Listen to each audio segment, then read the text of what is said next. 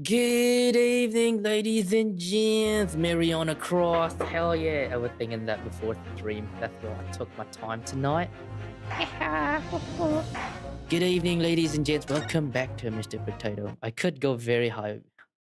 I don't want to, scare anybody. All right, let's get to the logic and reasoning spectacular. Once again, Herlock Sholmes is proud to present his logic and reasoning spectacular. Oh yeah, let's go. It started immediately. Studio mode on. Flipped furniture. Topic 1. That's the topic. It's plain to see that this room is in complete disarray. Am I too big? Should I shrink myself? I wonder. Maybe I should. Yeah, I'm shrinking. No. Oh no. No, I don't have legs. I'm joking. The bed, the table and chairs, the lamp, everything is upside down. Almost as if every item in the room had, until recently, been happily positioned on the ceiling. Yo. Actually... Whoa, actually, how could it do that? Before falling straight down onto the floor. Every item in the room was on the ceiling. Wait, every item in the room was on the ceiling? Are you suggesting that? I think I may have a different idea of this. Wait, there's a safe code. Look at that. Indeed, the key here... Holy fucking shit, this is cool. Is gravity. It would appear that technology has at last succeeded in freeing us from the great pull of the earth. For gravity in this room was reversed and then suddenly restored to normality. Goodness! The inverted furniture clearly reveals the truth about the part gravity played in the whole business. I quite understand your skepticism, Mr. Sato. I too was incredulous at first. Okay. However, my conviction in my analysis was cemented when I observed this. An anti-gravity device, almost identical to the one featured in a dream of mine, only the other day, in fact. That's an anti-gravity device? But then why does it have a clock on it? A most relevant question indeed. That is a timing device that controls when the gravity direction will switch. I don't think so, Mr. Sholmes. I think it's a real bomb and we're gonna die. There was clearly a requirement for the engineer to be able to restore normal gravity automatically. And the commotion we heard earlier from the other side of the door was the moment that restored... That moment, the restoration occurred. Yes, the reason why everything in here has been turned upside down is because of the anti-gravity device. So, you see, we need to look no further to explain the state in which we now find this room. The direction in which gravity acts in here was reversed by Mr. Drebber. Before being restored to normality in an automatic fashion sometime later by the timer device. I have witnessed precisely this scene in a dream I once had when I fell out of bed. Nice, Mr. Sholmes. Nice. Let's go. Missing engineer. That's the topic number 2. Now, let us consider the next conundrum. What are engineer friends' aim? What was our engineer's friend's aim? Indubitably, the great clue we have to explain these actions is above our heads. Oh, I see. Yes, how is it possible that there are footprints all the way up on the ceiling? A question whose answer will lead us neatly to the truth, my dear madam. I dare believe. I know what's happening now. The reason there are footprints on the ceiling is because of the nearby skylight. Of course, Drebber's aim was singular to escape. However, there is but one way into this room except the skylight, that is. Excepting the skylight, okay. Whoa. Right. By inverting the gravity in here, Mr. Drebber was able to fall conveniently to the ceiling and make his escape via the otherwise inaccessible skylight, leaving those footprints behind on the way. I see. But the ceiling is in here is very high, Mr. Sholmes. If the gravity reversal was sudden, would Mr. Trapper have fallen up to the ceiling rather violently? Falling up is both scientifically and philosophically a rather interesting concept, I feel. But the man was concerned with nowhere to run, so escape through the skylight was his only option. I see. Wait a minute. I forgot to check one thing before. There we go. This is important so I can see the audio better. Earlier. Oh, I feel like I need to adjust this real quick. There we go. Now it's better. Alright.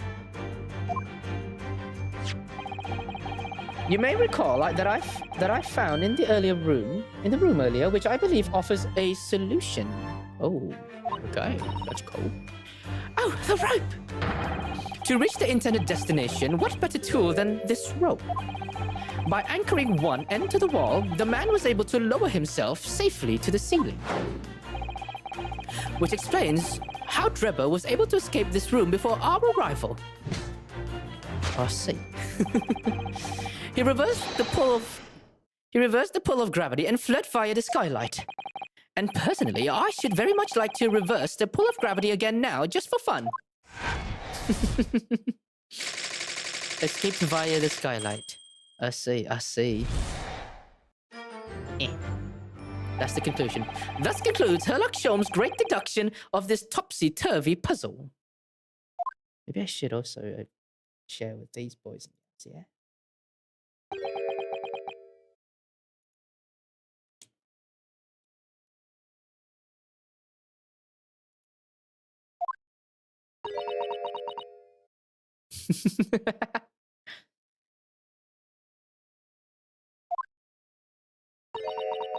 Sasato. She's completely spellbound. Mr. Sholmes, there is just one thing that troubles me. I would expect nothing less. You're destined to be troubled by just one thing for the rest of your life. The thing is such a thing actually possible? An anti-gravity device, I mean. I would say that with man's current scientific knowledge, at the turn of the 20th century, I don't think it's possible, to be honest. It's no more possible than instantaneous kinesis. So it's not possible, you're saying? Go blimey. But your whole deduction hinges on it. Ah, my dear fellow, when you have eliminated the impossible, whatever remains must be the truth. However improbable it may seem. Has the tracking become more accurate now? I can frown now.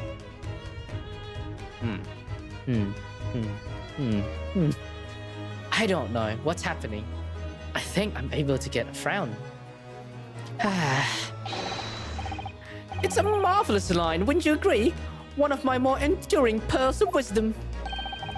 I had Iris come up with the exact phrasing. My original was clumsy.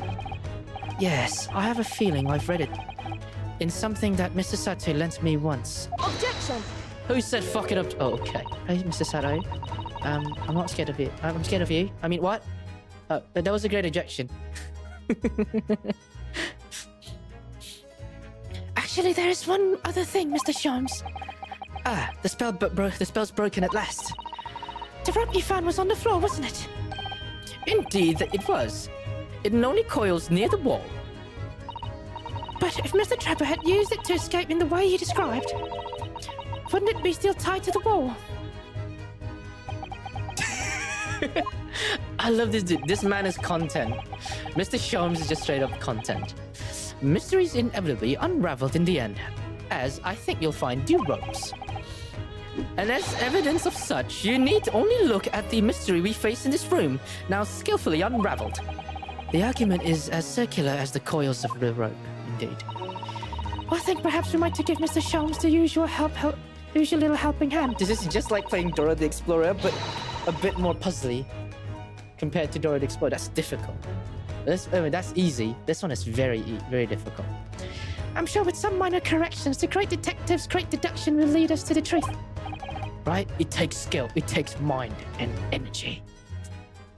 Yes, you're right. And we must do it quickly before Anakadreba gets too far away. If you're ready, then let us resume. Herlock Sholmes' logic and reasoning spectacular! Ahaha! Oh,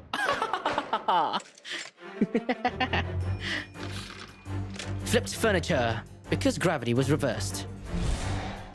I don't need to read it anymore. It's plain to see that this room is in complete disarray.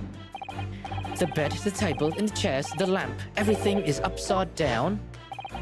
Almost as if every item in the room, until recently, happily positioned on the ceiling before falling straight down onto the floor. Oh, I see.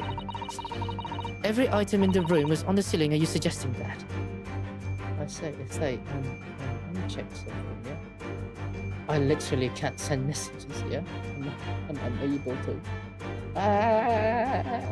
This is a promo, my boy. Yeah. I really need to tell everyone. Okay. I'll announce something at the end of the stream, I guess. Every item in the room was on the ceiling. Are you suggesting that? Wait, I don't need to read this anymore. Indeed, the key here is gravity. It would appear that the technology has at last succeeded in freeing us from the great pull of the Earth. For the gravity in this room was reversed and then suddenly restored to normality. Goodness. The inverted furniture clearly reveals the truth about the part of inverted furniture. To think gravity could have been reversed in this very room, I find the whole idea utterly enthralling. Only Mr. Shop can see. I mean, I do believe it's upside down, but then at the same time... I wonder. You're quite right. We must completely discard the ideas once. Oh, the unusually merciless of you, Sato. When you eliminated the impossible, whatever remains must be the truth. The great detective himself said so, didn't he? Or refusing to part with his dreams of anti-gravity devices. I swear. What if I move a little bit? Nope, it's not possible. It's not possible. I'm just covering Mr. Sato's space. Or maybe I should go smaller. Try to go smaller. I'm tiny now. I'm super tiny. Let's go. I don't know. At least there's a smile there. Yeah, I'm gonna go back to the usual size. This is gonna be for clips and whatnot. Well, let's see if examining the topsy-turvy scene a little more closely reveals some proof that shows exactly what the gravity in this room was or wasn't doing. Right, I see some stuff there. And first... Oh, what? Wait, what's happening? Okay. I see the bed was upside down, all the furniture is upside down, but some furniture are still here, right? That's another inverted furniture. Upright vase. Well, I wasn't expecting to find a pretty bunch of flowers in here, that's for sure. Ah, look at that! I know, that slender little vase looks like it's about to topple at any moment, but the flowers are thriving. Somehow, it makes you think that the fragility of life, wouldn't you say? To be honest, Mr. Naruhodo, something else is about it made rather deep impression on me. So, that's one thing, upright face. A large safe. Ah, look, Mr. Sato. When everything seems to be upside down in here, the safe is conspicuously the right way up. Have you decided? Yes, that's true. Look more closely at the safe's feet. Ah, that's a very large box fixing to the door. Wait, is it? Let me check something real quick, yeah? I completely dare hope that I'm doing this right. You're blowing me, man.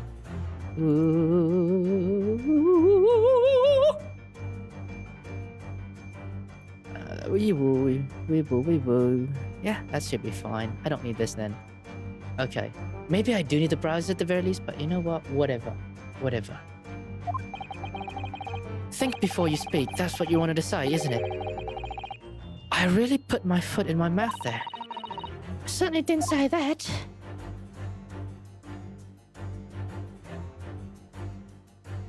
This is what I'm presenting. Large safe. Unlike every other piece of furniture in the room, this safe is not upside down. So a reversal in gravity can't be the reason for the state of this room. Mr. Naruto, I implore you to observe more closely. As you can see, the safe's feet is firmly bolted to the floor, saving it from any effects of gravity. Oh, so it is. But there is one thing we can learn from your misguided conclusion. A good deduction is no mean... Fuck! What? No mean feat. Can we at least make jokes about my expense funny? Wait, that should be the right conclusion because... It turns. Yeah, it is scientifically impossible to prove thesis. The only way is some sort of machine that turns the whole thing upside down. Is there anything more I can learn from this room? That's the bomb. That's the vase.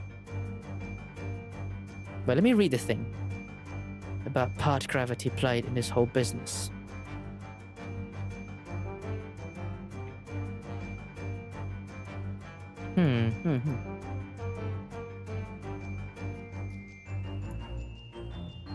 I don't know anymore.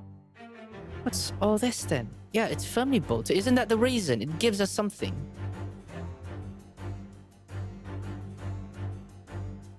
Should I just present the vase, if anything? Because I don't see anything else. That could, what's happening? Okay. Huh? But wait, what? It works. Okay. I'd rather use the keyboard now. What if I just present the vase? Let's see what happens. Oh, it is. The part of gravity played in this whole business. The upright vase clearly reveals the truth about the part gravity played in this whole business. Upon my word, Mr. Naruto, you've surpassed yourself by completely turning my argument on its head. Is that a pun? Trying to impress your assistant here, perhaps? Maybe. I don't know. No one is here. No one is trying to steal your spotlight here, Mr. Sholmes, trust me.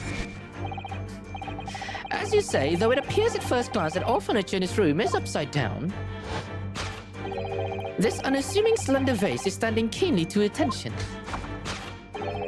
And unlike the large safe, there is nothing affixating it to the floor.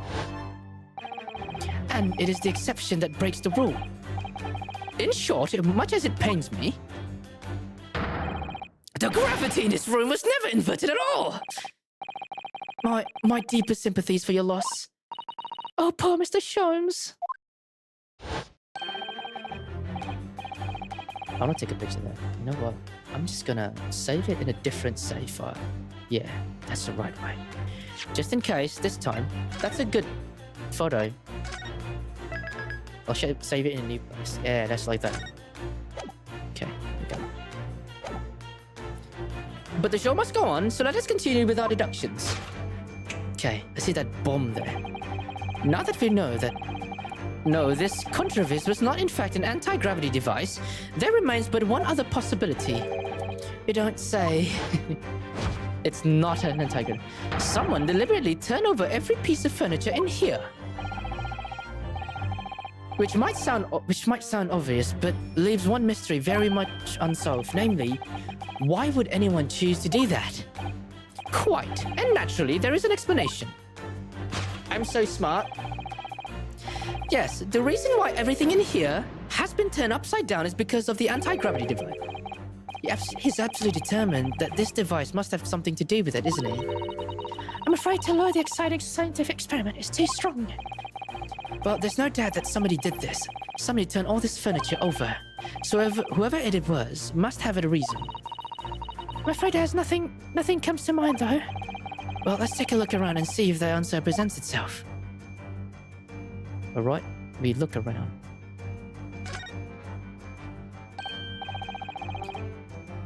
Look, there's something written on the side of this armchair.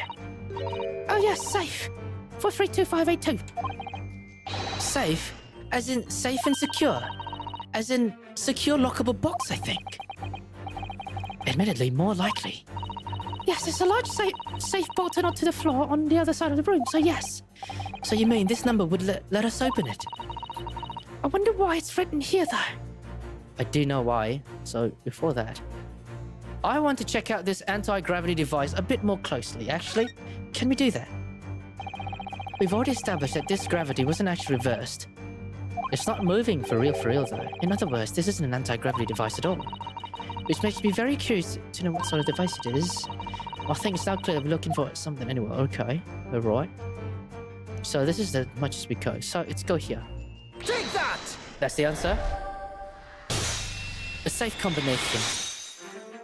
Yeah. Yes, the reason why everything in here has been turned upside down is because of the safe combination. Precisely. I believe, Mr. Naruhodo, that you had every similar experience once, did you not? Yes, last year. When I bought a lottery ticket and noted the ticket number down on the inside cover of a book just in case. Ha! That's it.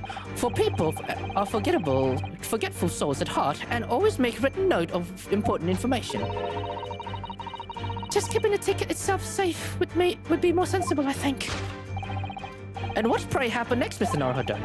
When the day of the draw came around, I'd forgotten which book I'd written the number in and had to turn my room upside down to find it. That's it. For people are forgetful souls at heart and always forget where they've noted things down. Oh, that makes sense, in a way, yeah. Now, if you always note things in the same place... I actually won the second prize, you know. But I couldn't remember which magazine I slipped into... Oh, what the fuck? Thank you, Mr. Naruhodo, but I believe I've proved my point now. Fuck, man. Which is that a very similar scenario has clearly unfolded in his room. Finding himself requiring access to the safe, the occupant of this room needed combination code. He remembered that he'd written it on the underside of a piece of furniture, but forgot which one. Leading to the state in which we now find the room. Yes, Mr. Drebber overturned all the furniture in here in a desperate hurry to locate the combination that would unlock the safe. Ha! We did it! So, basically, to find the safe combination. Solved. Missing engineer. Now, I don't need to read the rest of the thing. Now, let us consider the next conundrum. What was our engineer friend's aim? We already know, though. Indubitably, the greatest clue we have to explain his actions is above our heads. Yes, how is it possible that there are footprints all the way up on the ceiling? A question whose answer will lead us neatly to the truth, my dear madam. The reason there are footprints on the ceiling is because of the nearby skylight. Okay, here's the thing, right? We're trying to solve where this man went. And if he's trying to run away, then he's definitely guilty of something. Now, I don't know what's going to happen in court next time. But we'll find out. There's going to be a 2-hour stream, lads. Well, if a change in the direction of gravity can't explain it, then how did those footprints get in here? Yes, I feel as though that particular mystery has just become even harder to solve. I can't think of any other way to explain it all. Oh, life was so much simpler in those halcyon days when gravity could be observed. It was minutes ago, and the halcyon days... What is halcyon? Let me check it out. Halcyon. I just ate a burger and I'm now hungry again. Halcyon. Meaning? What is halcyon? Characterized by happiness, a great success, prosperity, golden, often used... Okay, I see. Just in the first place. Well, I suppose we must simply put our faith in Mr. Sholmes and observe the area in more detail. Putting our faith in Mr. Sholmes is what gets us into these situations in the first place. Indeed. Oh my god, there's a shoe. Oh my god, there's more footprints. First, let's observe the balloon. This is a gas balloon, isn't it? It's tiny, but it does seem to be like a real balloon. Yes, I think you're right. I think it's helium that's keeping it up. A green gas balloon. Why does it seem to ring a bell with me? If you can see there are footprints on this balloon, look. Oh yes, surely that's a clue, isn't it? Though, what it tells us, I'm not sure. Yeah. But there's a shoe up here as well. It's hard to believe, but there's a shoe up there, look! Oh yes, there are more footprints on this little balloon too. Perhaps it was a shoe thrown up there, it became much... No, it was because we saw those footprints on the balloon. I have no idea, this guy might be an idiot. or it might be smart. So then, judging from the number of footprints, it must have been thrown up several times. Why would anyone be throwing shoes up in the ceilings, though? Oh dear, that's beyond me, I'm afraid. Okay.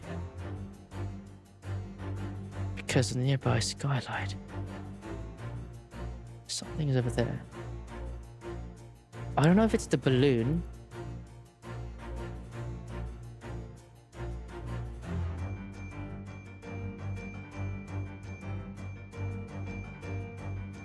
It may be the actual reason, actually. Take that! That may be the reason. He could be throwing that shoes up there.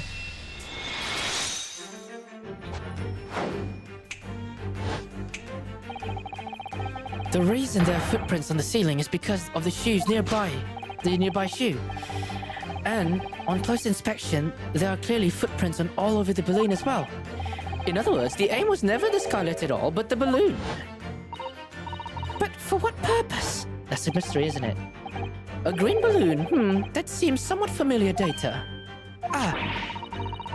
It was a piece of the green... It was a piece of the green balloon's envelope that Mr. Narhan and Iris found at the scene. And inside the green balloon, that Master Gotts claim he saw above at the stage when the incident occurred.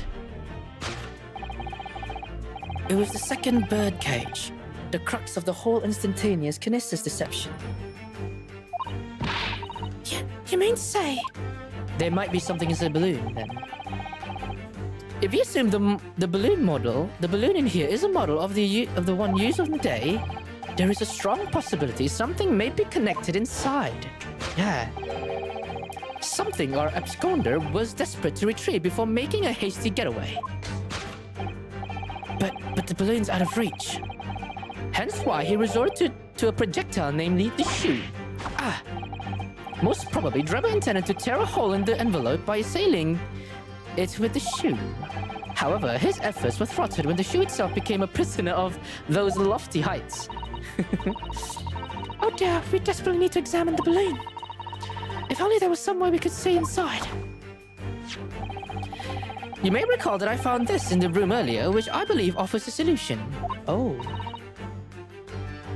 the rope! To reach the intended destination, what better tool than this rope? Actually, if you tie a shoe to that, maybe. Mr. Sholmes has managed to bring the deduction back into the rope. Although I have to admit, that was clever. So we just throw the rope up in the balloon, then pull it down to us on the ground? Which is much easier said than done, I feel. And could take us a very long time as well. True. Perhaps we need a more surefire method. In fact, we already have one of course, don't we?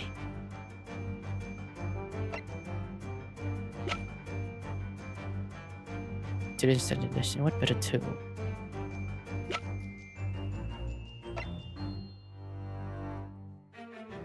Take that! This one, definitely, yeah. Crossbow.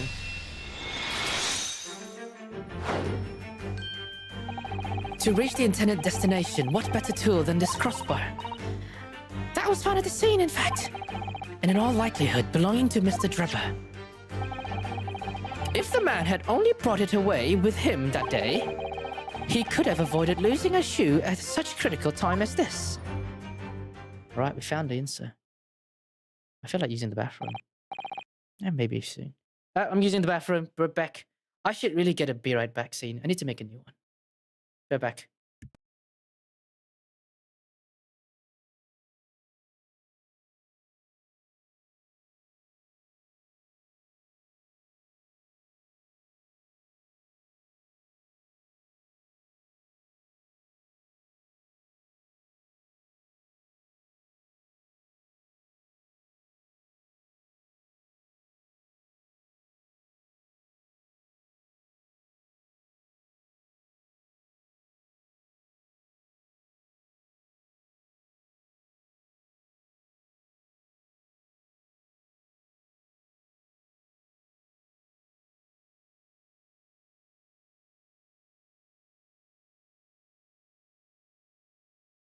Timer! Let me put on my headset first, and then maybe we shall go on. That is the right way. So, shall we? Your curiosity is deeply stirred, no doubt, my dear fellows. What is it that Enoch Drebber has hidden inside the balloon? Bam! Oh my god! It's a helmet. Ah! What the? A waxwork? Oh, yo! I think we found something. This is definitely related to the previous crime. Indeed it is. A waxwork inside a metal mask. A mask that is shut tight and fastened with a strong and quite impenetrable lock. So we can't see the face inside, that means. What is this then? What could all these mean? This is getting more interesting. More stuff I don't know about. This is a good game, if anything. I love it. Just a moment. This is the head of a waxwork model? Does that mean... Oh, goodness! I see you've joined the dots, Mr. Sato. Excellent. Of course, a headless waxwork model. The case of the abducted Madame Tuspel's model that you'd largely solve. It was the only head of the killer that was still missing. Indeed it was. But I believe Madame Tuspel's... Wait, someone... Wait, let me check something. I think I've received something. Oh, my buddy's also streaming at this time. But I believe Madame Tuspel's will now have to settle her sizable account with me. This, as you now have surmised, is the head of the infamous professor. Yes, but why is it here? There may be a mystery here. This conclusively confirms my suspicions. The man responsible for stealing the professor from Madame Tuspel's and returning it sans tete earlier today was none other than Enoch Drebber. This is incredible. The Professor Bunnybrain's case and the waxwork abductions they're inextricably linked by Enoch Drebber's workshop. We got evidence. Okay. Right. We got something then. Well, it appears our logical pleasure cruise has come to an end, my dear fellows. I need to observe these new evidences. Much closer. There's a little metal plaque here, look. Fostering burgeoning talent for the future of scientific discovery. It seems rather ironic, doesn't it? But clearly Mr. Drebber was a very talented scientist. Is there a name of some sort? Can we open it? I need to at least...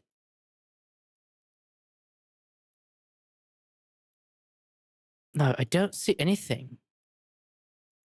Okay, there's nothing there. Can we unfasten it somehow? Oh, a key lock. This lock does look very strong, doesn't it? There's definitely no way you could remove the mask yourself if it was to put on you. It's a terrible way to treat someone, even a convicted criminal. I know, I'm starting to look more livid, actually. Mr. Otto, please. I mean, it's just think about it. Imagine if you had an itch on your cheek all of a sudden. You'd utterly be helpless. Well, yes, that's true. I'm not sure that warrants quite so much in anger. Oh, right, sorry. Is there anything I can check? No? Anything in here? No. So that's the only thing on this thing I can look around in. All right. Oh, is that a chin? I see a chin in there. Okay. Wait a fucking second. I see something. Ah, right. Whatever. Camera, waxwork. So this is definitely connected. But there's nothing else to inspect here except for maybe that one. There's nothing out of the ordinary about this trophy. Yeah, it's definitely from the Crystal Tower. Oh, right.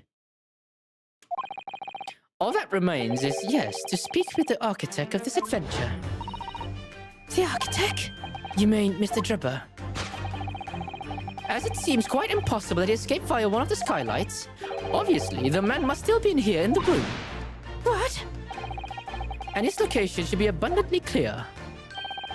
If you can simply reflect on the journey we've made together during this deduction, Enoch Drebber is right somewhere in this room. So, Mr. Naruto, will you do the honors? Yes, of course. The only place I can think a man can hide is in here, if anything. Wardrobe.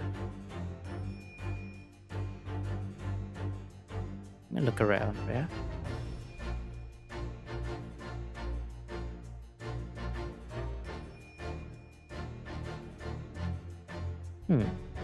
Just to be sure, maybe he's like out there somewhere. If you need to hide, there's no better place than a wardrobe. I stand firmly by that. Ah yes, you had some experience of that yourself a year ago, didn't you? We'll find him in there, mark my words. He'll be curled up in a ball, trembling and hungry. In fact, my own hand is trembling just thinking about making discovery. Never mind, Mr. Nara, he could be hiding somewhere else, you know. Right. Well, that safe is definitely locked.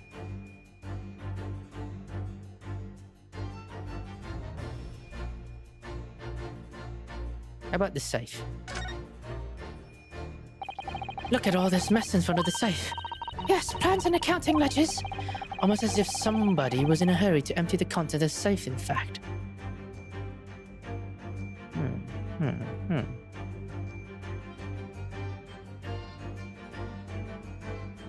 Inverted furniture. What is this here? Cupboard. This looks like a cupboard for cups and saucers the like. An ingenious hiding place. Oh, is it? Well, when you say cupboard, you automatically think of cups and saucers, don't you? And that's clever engineer, and that clever engineer knows that he knows that, so he knows you'd never look for him in here because he's not crockery. Though sadly, it does seem to be full of only crockery. There's a cupboard, yeah? Something. Is this all then? I don't know. I'm scared. I have anxiety now. What if it's not here? What if I'm wrong? It's definitely not the skylight. So definitely. I'm gonna bet my chances here.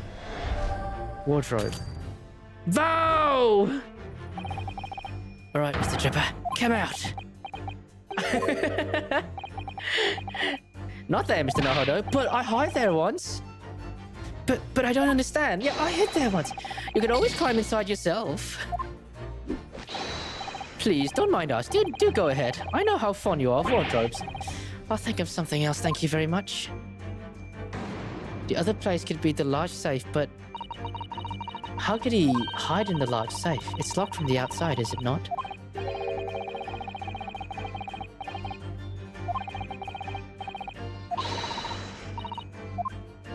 Alright, let me have a closer look. That's the skylight. Can I have a closer look at the skylight? Personally, I still think he might have escaped via one of the skylights. But you heard what Mr. Solomon said. The man must still be in here, in the room. Pre-opin might put you in loggerheads with the great detective. Mr. Sato, sometimes a man must stand up for what he believes in and fight. I'll leave you to it.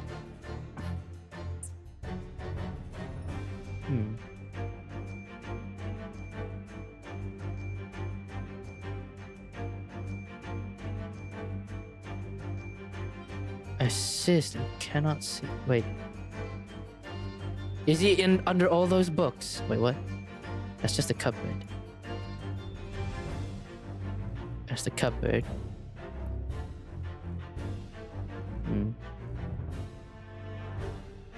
I don't see anything suspicious. And he'd be locked from the outside. Bruv, what do I do?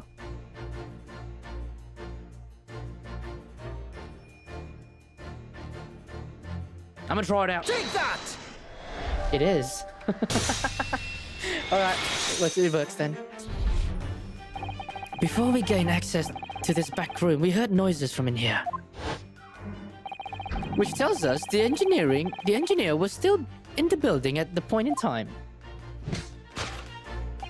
He was in fact searching for the combination into his safe. And pressed for time, he made no attempt to right the furniture that he overturned in the process. From which we can deduce his search for the combination happened very recently indeed. In summary, Mr. Anakstreba. Hell yeah, we're finishing this up. Is still at this very moment inside the safe. Is he really in there? Thus concludes Sherlock Holmes' great deduction of this topsy-turvy puzzle. Escape via the skylight, inside the safe. Right, got it. Solved. Deduction complete. Elementary. I like this. I'm gonna save it. Thumb. There we go. So, Mr. Naruhodo, I think perhaps it's time we ended this game of hide and seek, don't you? By opening the safe, you mean? What else? Let's see. The combination was 432582. I knew that. All right then. Here goes. All right. He's going to be a witness. He's going to be a suspect, if anything. Oh my god! It's another JoJo character! This is a good thumbnail. This is another JoJo character. It's definitely a good thumbnail. I have so much thumbnails, but I can only use it for this specific type of... You found me. You found me. I need to take a picture of that. He's a machine! Oh my god. This man is awesome. Oh, he's dancing. I love this dude. Oh my god. That was so cool. This guy. I love him. Holy shit. Right then, sir. Mr. Anakstreba, I presume. Correct. You'd better start talking. You tricked Professor Bunnybrain with that bogus machine you built. And you shall have to explain the theft of the waxwork mill from Madame Taspel's as well. Well, I would be delighted to answer your many questions. Personally, I would advise that you deactivate my little parcel first. Deactivate? Your parcel? Yep, it's the bomb. I refer, of course,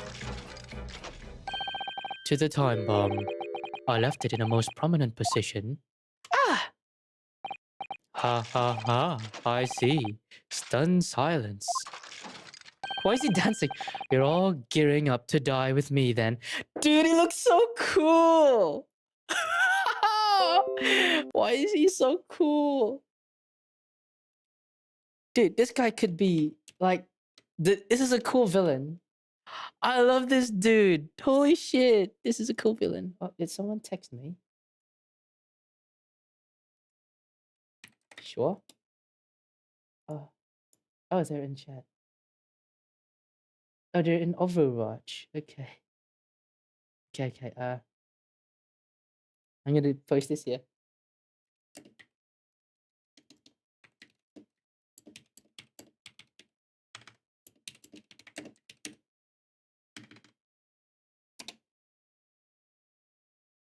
He is so cool. No!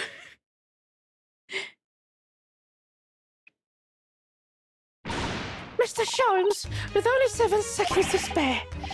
That was too close for comfort. I've got 1 foot in the grave already. Are you trying to help us get a killer or get us killed? Mr. Sholmes' deductions can be completely life-altering, can't they? Well, my dear fellows, that was a close shave.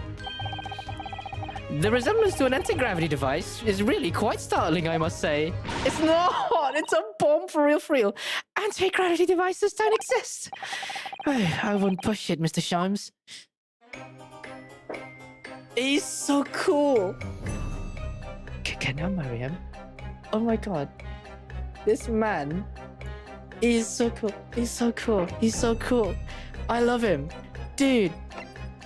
Can I examine the safe real quick? Yeah, I have no time to lose. Believe we were nearly blown up. What was that sideways glance in aid of, Mr. Naruhodo? I thought that meaning from the movement of people's eyes was your specialty, Mr. Sholmes. Never mind that now. Let's see what Mr. Drebber has to say for himself.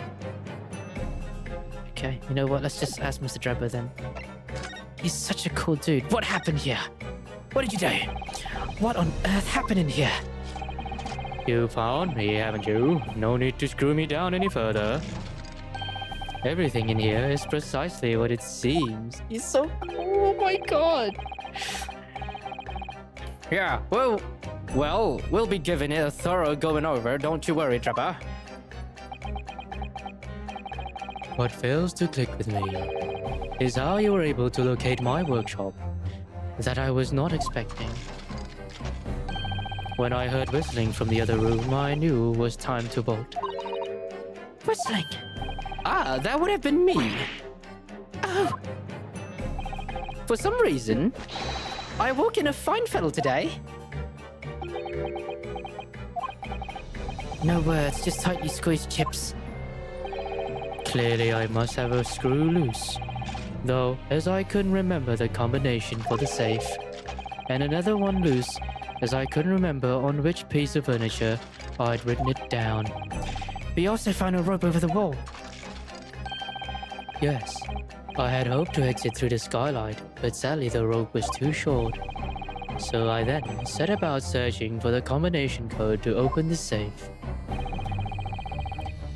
And burning the incriminating blueprints, don't forget. Regrettably, though, you failed to retrieve the head from the balloon among the rafters. And after that, you hid yourself inside the safe. Having first set this parcel ticking. Well, I had no intention of being nailed by the police. The time bomb. Got a death wish, have ya? Hiding right beside a ticking time bomb. Please, why do you suppose I chose to hide inside the safe? It's no ordinary safe. It's specially designed. A dynamite explosion wouldn't leave a scratch on it. So in fact, the safe was the only safe place. Precisely. But once you climb inside, you wouldn't have been able to get out again.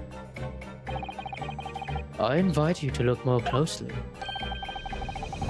The safe was fitted with a handle on the inside to allow the door to be unlocked within.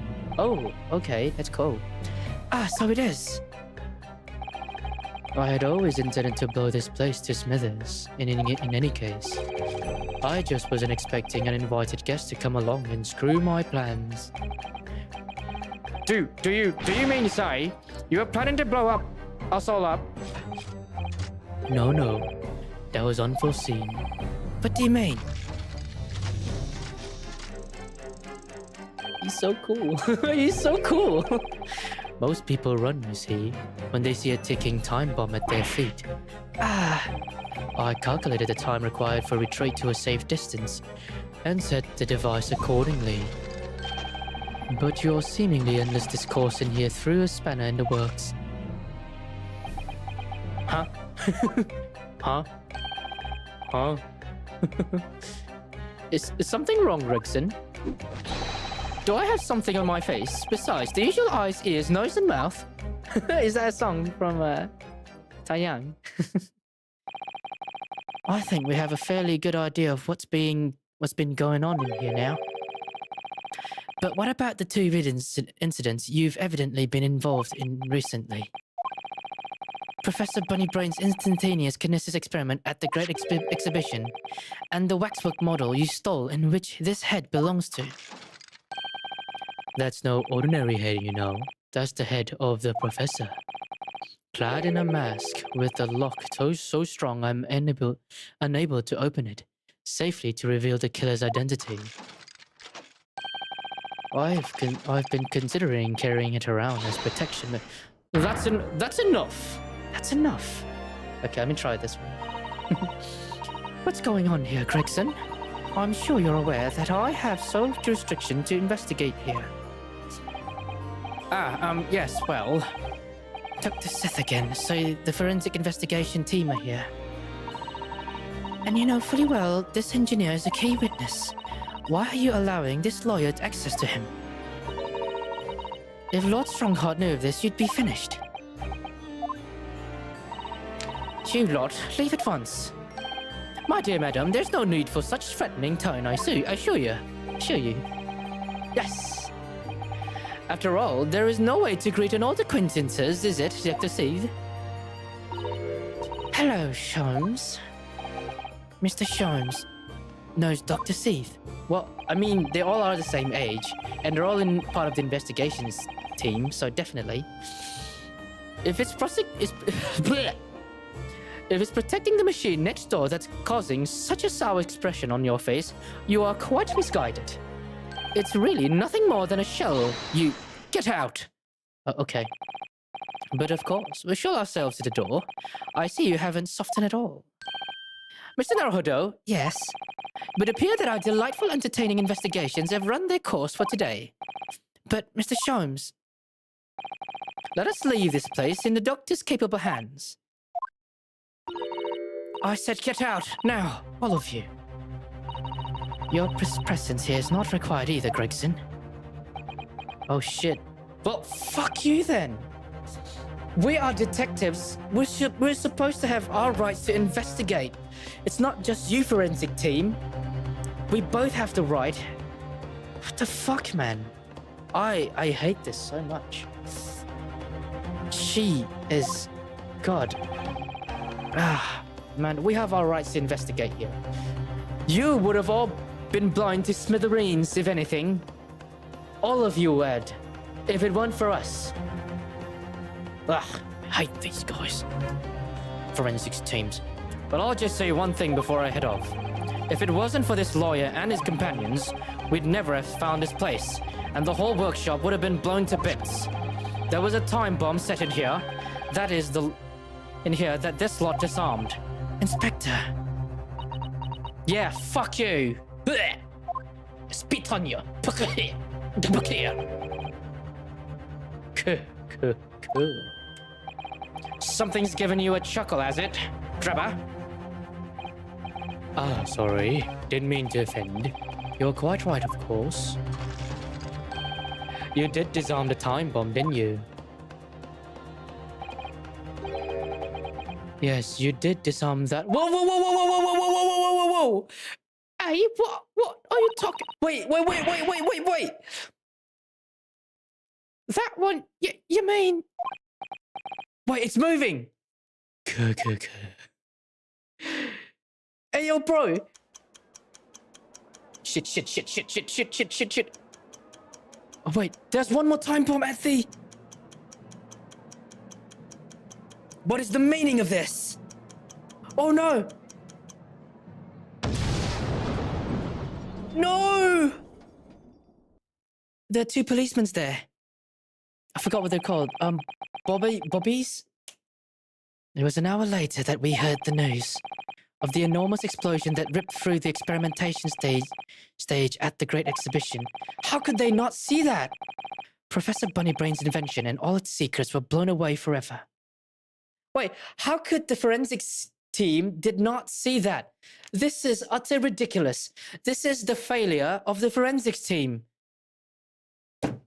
I dare say, what a useless lot they are. These guys are a useless lot. I dare say that this is yet... Oh, I'm so pissed at the moment. Yo, he's so handsome. He is.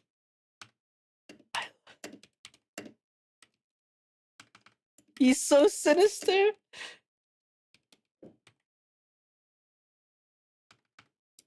I don't have a good villain voice.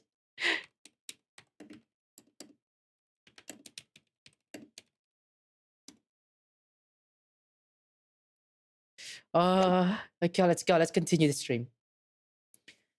We're back in court. I dare say, it's the failure of the forensic team, right? Every cop in there would have been blown to smithereens.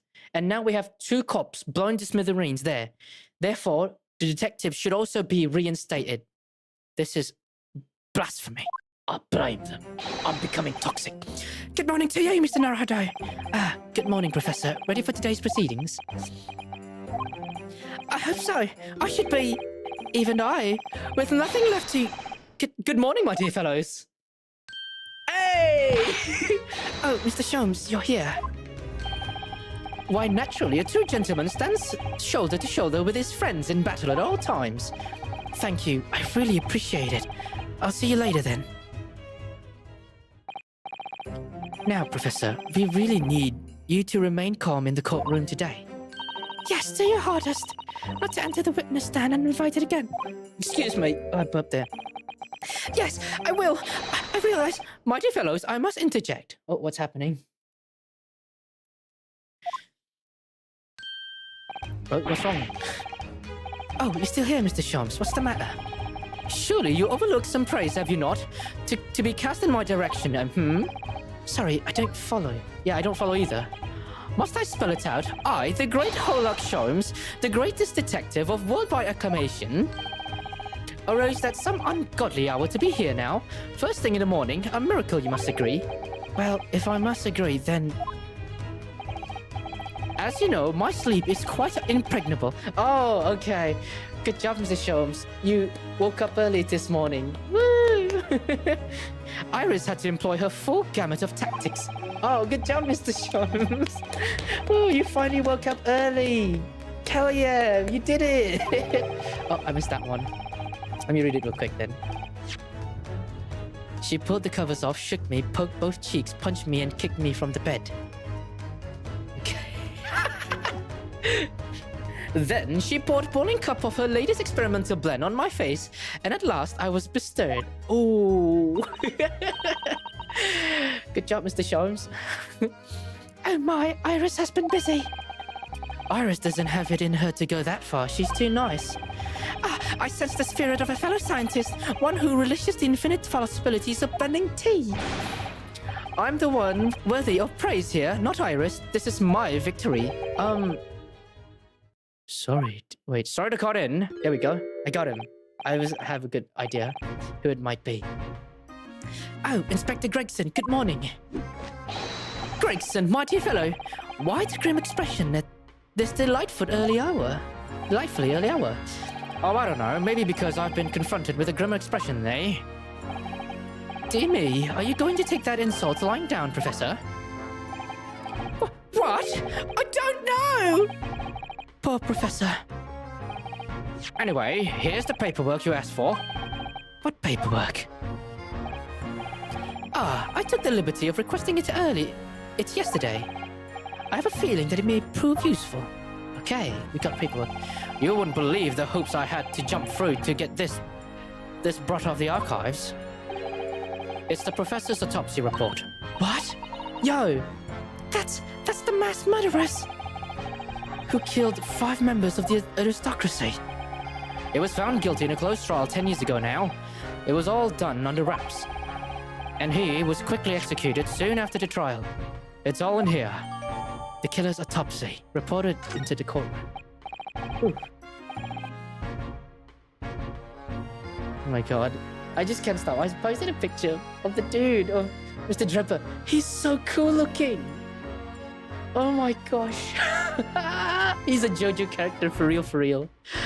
I'm fangirling over him too. Holy shit. I don't know what to say. Thank you, Inspector. Yes, much obliged, Gregson.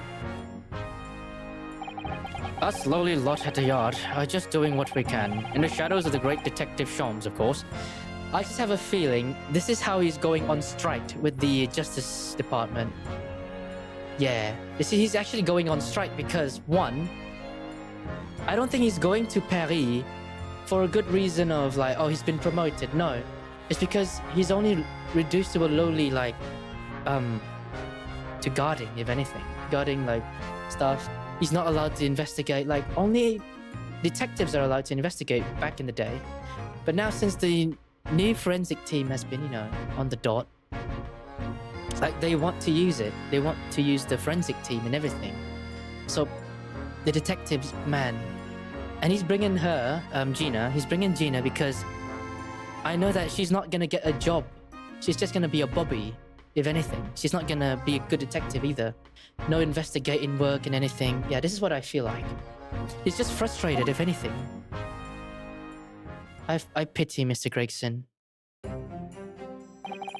Well then, Professor Bunnybrain, this is it. Today we're going to lay all this to rest at last. I wish you the best of luck, Professor. I suppose. He'll be in here today, will he? Tripper. Yes, we expect the prosecution to summon him as a witness. I still am amazed that you managed to find him in just one day. I really owe you both so much. Yeah. Okay, how should I do this voice? Counsel for the defense and the defendant. The trial is about to resume. Can you make your way into the courtroom at once? Alright, that's a wrap. Now, before we start the trial, I want to go to the bathroom again. This is it then, the final chapter. Funny, my heart's racing a little. I've not felt this before. Actually, this strange foreboding. Wait, that means I can't... Wait, you know what? I'm just going to change the previous thumbnails with these then. Oh, man. As if something's going to happen in this trial that I'm not ready for. But I can't let that distract me from the only thing that really matters. Finding the truth. You know what? I'm not going to let those pictures go to waste. All right, before that, let me go to the bathroom, yeah? Back. They're back.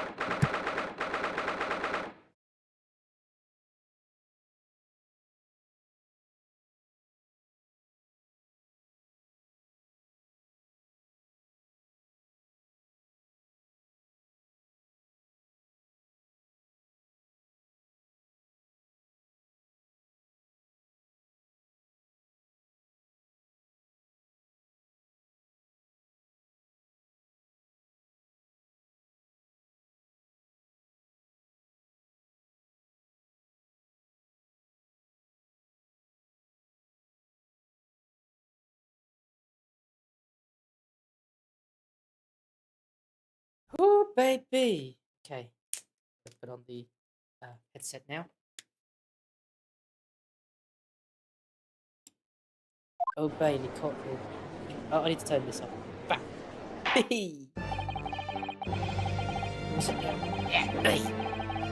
In the name of Her Majesty the Queen, I hereby declare this court to be in session. We resume the public hearing of Albert Bunnybrain here present, who stands accused of murder. Are the counsels for the prosecution and defense ready to proceed? Oh shit, he's there.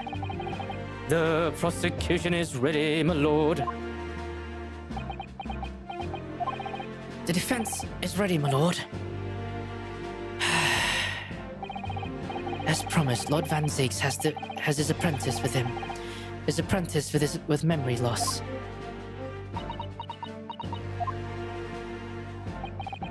If I may, Lord Van Zieks.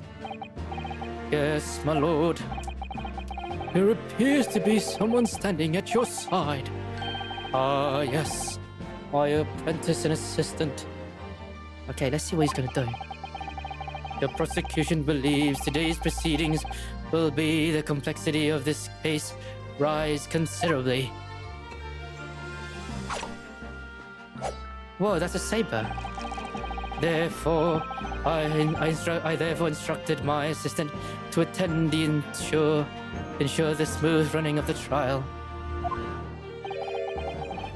And the smooth running of liquid refreshments by the look of it. Yep, he's been cutting that. The way he holds himself, the way he moves.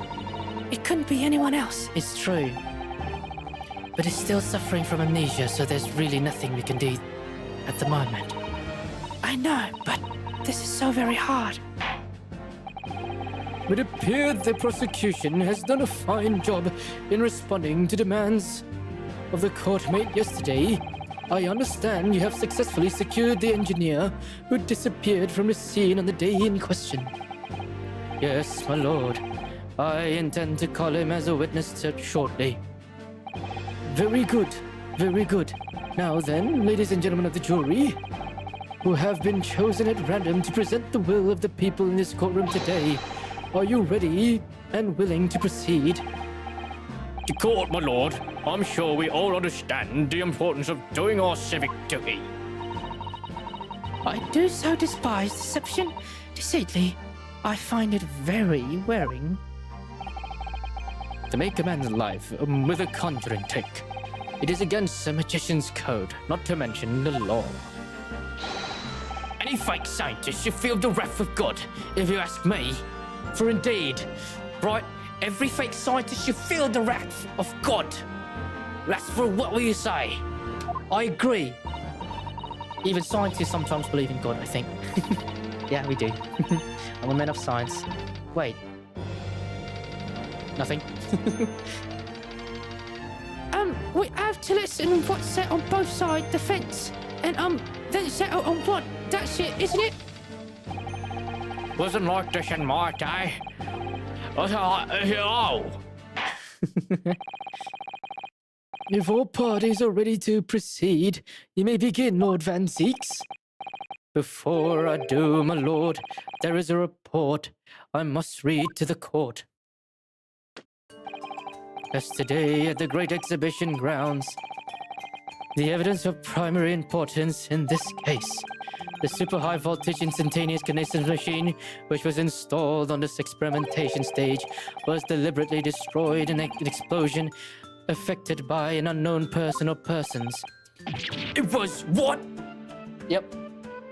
Yeah, unknown person. The bloke admitted himself that he had a bomb. An explosion! Oh, put that gun down, buddy. Nobody needs to get hurt. That's an outrage!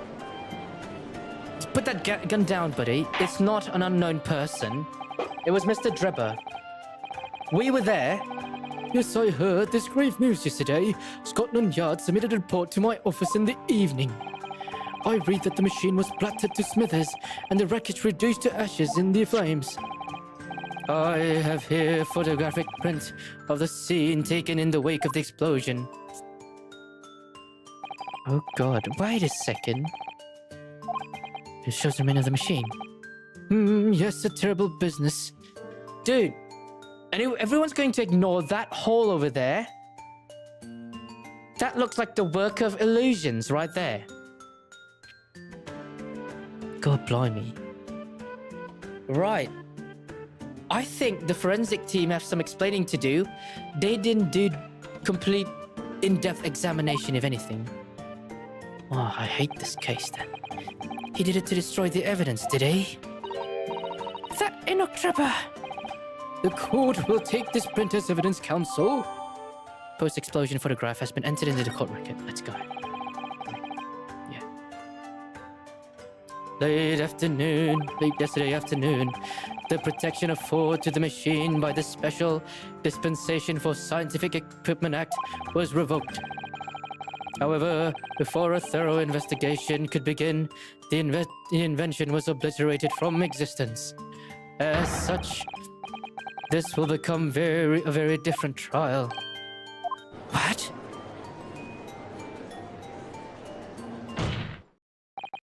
As it stands now, with no evidence on which to draw meaningful conclusions, the authenticity of the kinesis machine will remain forever in obscurity. Indeed, a most unfortunate state of affairs. However, one thing remains clear. It has only to be an inside job. So your only conclusion, it could be Enoch Drebber, which is the engineer, or the professor himself. But the victim's death was the result of the actions of the accused, of that which can be certain, for it was the accused himself who was operating the machine and who ultimately caused its loss of control. Let me see if I can. Someone calling me?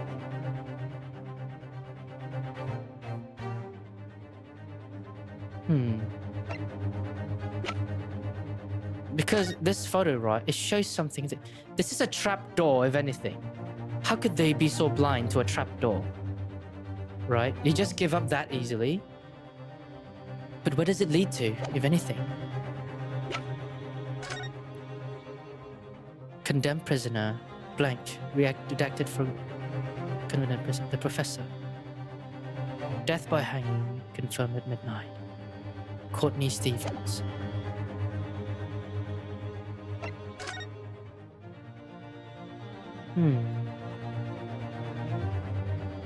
The thing is, right?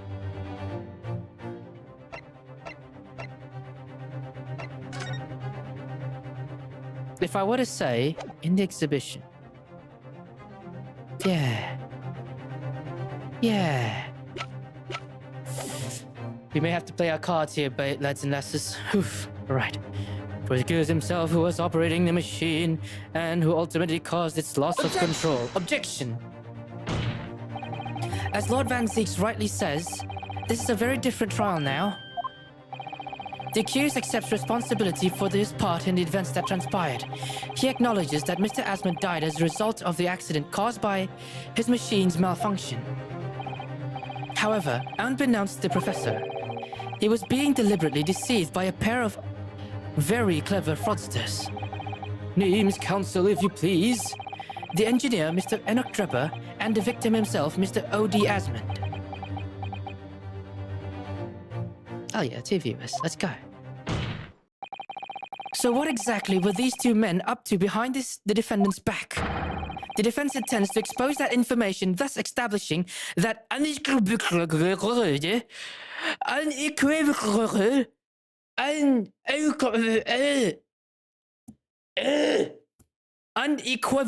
innocence of the defendant.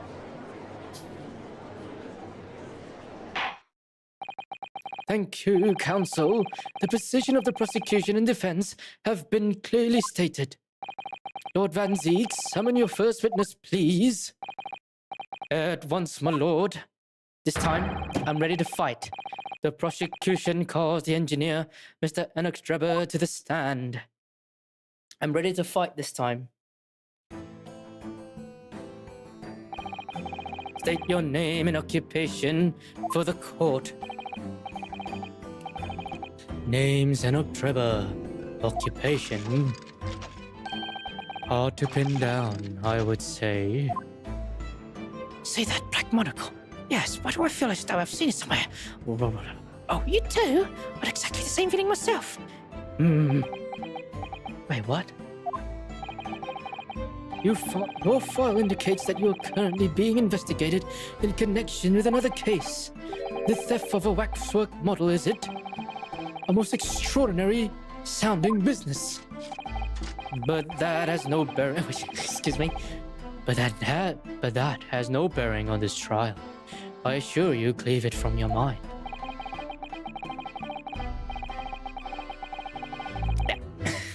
You're familiar with the public experiment carried out at the Great Exhibition some days ago, the Q Super High Voltage Instantaneous Kinesis demonstration. Yes, you could say that. I'm aware of it. Excuse me. There was a terrible accident, wasn't there? It was you, Mr. Drebber, who constructed the vast machine used in the experiment. Or so our investigation indicate, can confirm your involvement. Yes, I constructed it. In precise accordance with the blueprints, that's all. Then the court would be very interested to hear from your thoughts about the machine. Oh my god. An amazing device, if you ask me. The pinnacle of modern science, making instantaneous kinesis a reality at last. What? Good gracious. Do you mean to say that the experiment was bona fide? Is that your belief? Yes, that is very much my belief. Such a waste that it blew up. Objection! But we've already established that the machine was nothing more than a prop for an elaborate conjuring trick. Fuck, I'm gonna fight this guy. Watch me fight this dude. I'm gonna fight Mr. Van Zeeks right now. You establishing nothing of the sort. All that was shown during yesterday's proceedings is that the same outcome could have been produced by means of stage trickery. The defense merely proposed a method and demonstrated its feasibility, nothing more. But because of that evidence you gave me, that you presented at court, there is going to be a conjuring trick. If I can argue back, right? If I can argue back, this is no time to back down. I am going to do this. No one, no goddamn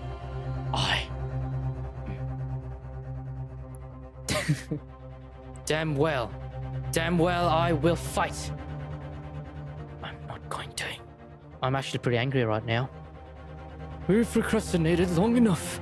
I fear witnesses, you will now give your formal testimony about the machine you've constructed for the purpose of a demonstration at the Great Exhibition. Understood. Right, time to poke those holes, as I'd say, the kinesis machines. I met the young professor approximately 1 year ago through Mr. Asman's introduction. He provided me with the blueprints and I constructed the machine to its precise specification. It was no trick. If the whole show was a fraud, it would have been required a body double. Tell me, did the victim have a twin? All the spectators saw the birdcage appear above their heads and then crash headfirst on the tower. An accident, a terrible accident, I grant you. Perhaps the science on which the machine was built was flawed somehow. Well, you also took part in the engineering, so what if you've also created something dumb? You're probably flawed there. A body double? That goes without saying, surely. To give the impression that something has moved when in reality it hasn't, it's a basic conjuring trick. Excuse me, lads. I do need to hydrate. Yeah. The deception cannot be achieved without substituting the original with a fake at some point in the performance. But would I be right in saying you haven't managed to establish anything along those lines? But how do you know that, buddy? I dare say, how do you know that? I dare ask. Incidentally, the prosecution has already confirmed that Mr. Asman had no twin siblings. It's not about twins. Right, it's not about twins. None of you are magicians, but we have a magician in this courtroom right about now. It's my understanding that this witness is well versed in conjuring artfulness. But such talents do not indicate that he was actually able to accomplish what he claims, namely the construction of what, by all accounts, must have been an extremely complex scientific machine. Whatever do you mean?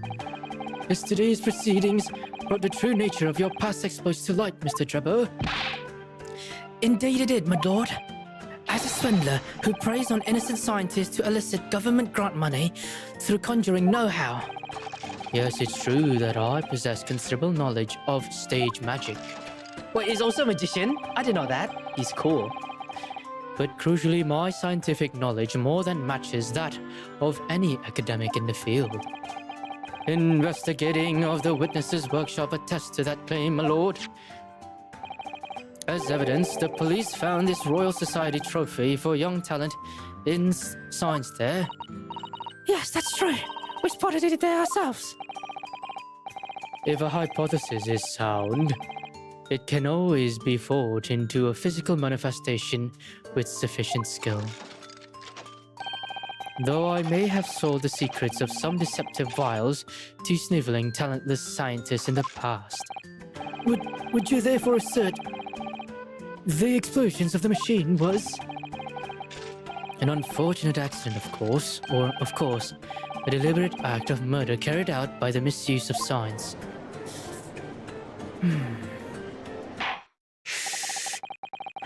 I don't believe it one bit. Counsel for the defense, your cross-examination, please.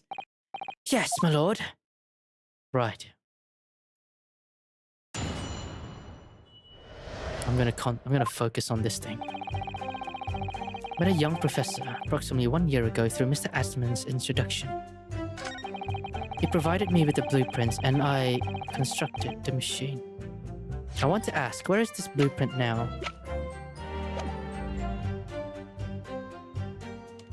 Hold it! I want to see the blueprints. It's clear that you have both scientific knowledge and a conjure measure, however. The more knowledge you have, the better equipped you are to handle whatever comes along. But your implications is that I furnished the machine with some trickery. I think. Well, I do have evidence for that. Take a look at this. This is the first step. That is a trickery. Look at those. What are those called? Hinges. These are definitely trapdoors of some sort. That is one way to prove that it is a trickery of some sort. Right? It's supposed to like teleport the other guy up there. It's a possibility that we have to explore. Unfortunately though, the machine was going to them come. This is another one of his mind games, I'd say. Such a cool villain. He's playing mind games. The man is playing mind games. Dude, he's manipulating us. He's gaslighting us hotly. He's gaslighting us seductively, I would say. Ooh. What an awesome villain. Well, I'm gonna clip that. It appears that the kinesis was fitted with a time explosive device of some kind. And there's nothing left of that device either. Not a single shred of evidence remaining, I hear. They must have planned all this from the outset. But in any case, it's abundantly clear that the experiment couldn't have been a trick. Nope, no. Okay. I have every fucking proof that it... Dude, can we just show that this right here? Can we just argue back? Oh yeah? What about... how do you explain this trapdoor, idiot? It's a fucking trapdoor! For real, it's a trapdoor! Ah! I'm frustrated! But where are the blueprints? I want to ask about the blueprints. Fraud, it would have required a body double. Tell me, did the victim have a twin? I don't think we need a twin for this specific, what's it called?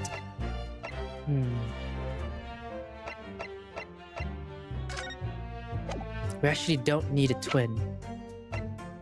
But what if there was no twin? What if? Because where did we found the thing? It crashed down. Victim. Yeah, it's supposed to crash down, but it was found in a different area, did it not? Let me check out this picture again. I don't see anything.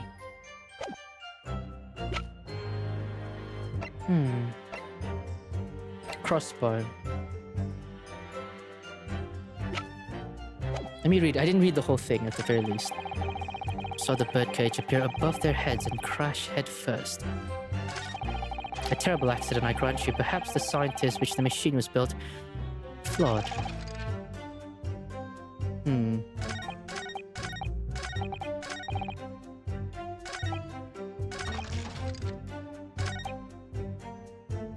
I don't think you need a twin in any case. For real, I'm thinking really hard. Because according to the belief that it appeared here, this is the place where it all appeared. It's the professor, Mr. Asman appeared. It fell down head first. Now, we're trying to debate that it's actually a trickery. Alright? It appeared here. But I can find from this picture that it's a trapdoor. Yeah. Let me check. It was going to be leveled by a time bomb. The metal stage had been blown open by the... Oh! But I don't think I can use that yet, if anything. The head of the Professor Waxwork was stolen from Madame Tussauds. We don't need that yet. Yeah, this shows that he's in the Crystal Tower. Okay, then. Hold it! Let me press this guy. It crashed head first, you say? According to many witnesses, reports from those there at the time, yes. Were you not there at the exhibit grounds on the day? God, this is so cool. Unlikely, I rarely leave my workshop. Yet another of your unique inventions was found at the scene. Well, it was unveiling of a machine I'd labored over for months. I saw clearly with my own eyes that the birdcage plummeted down head first into the tower. What a surprise. I believe the victim's neck was broken from headlong the fall. That's not possible. I don't think that's possible, if anything. Because look, it's trapped. He literally he was strapped. Or was yeah, he's very much strapped to it. So he couldn't have broken his neck. So that's a contradiction in itself, I believe. Okay. How would you have come by that information? Even in infernal quick clues, me reads newspapers, you know?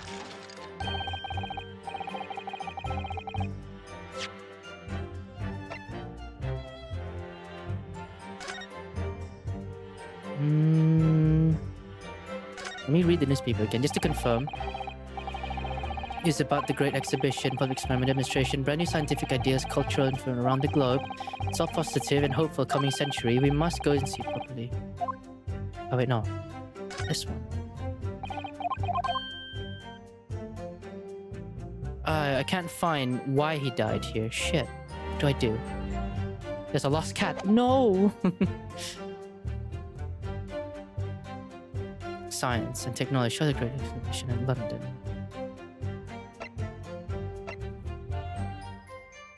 Okay, let me see real quick. Can I read this part? God damn it. Wait. What if it's different from here? No, I think it's the same. Yeah, it's the same. 2 injuries apparent on the victim's body. Let's see if you... Yes. Don't say that! Vertebrae. Okay. Correct. My learned friend has been something research, it seems. It was in last trial, dude. Which injury was the fatal one? Sadly not. Forensic science is still where to determined. What we do know is that the victim died having sustained both injuries at some point during the experiment. Okay, neck broken. Height. I suppose that's hard to deny. God damn it.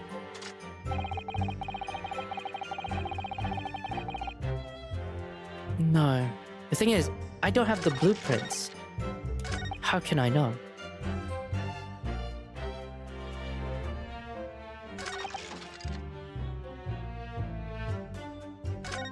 No, it does not require a body double of anything. That's what I do think. I have. What if it doesn't require a body double? Actually, I may need to do a submission examination. How about this one? So you understood that science, did you? Not in the slightest. Oh, right. As I've said a number of times, I'm an engineer. My job is to manufacture according to the blueprints I'm given. Yeah, I am one too, if anything, so shut the fuck up. I made a promise I foolish allowed my brain to digest. I say it's not possible. That could be because of stealing those ideas, for example. But how is it possible to construct a machine without really understanding the principle it relies on? Yeah, that's not possible. Well, you're practicing law without really understanding the principle it relies on, aren't you? No, that's not possible. Right, it should be your baby, if anything. Stand up for it. Yeah, stand up for yourself, man. Like, I have my car. I need to know everything about it. My laptop, I know the ins and outs, which is the CPU, is the GPU, and whatnot. The point is, the experiment result in a significance had taken place. As such, science must be sound. Yes, and really experimental results. So when it comes to proving a hypothesis. He's certainly very sure of himself. What do you think, Mr. Naruhodo?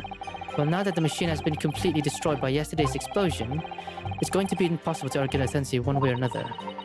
A piece of stage trickery rather than a genuine science will have no grounds to which demonstrate Professor Bunnybrain's innocence. Tricked and the professor used him.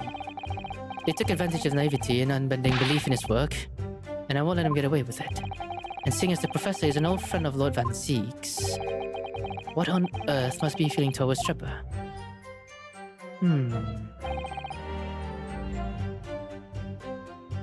Hold it!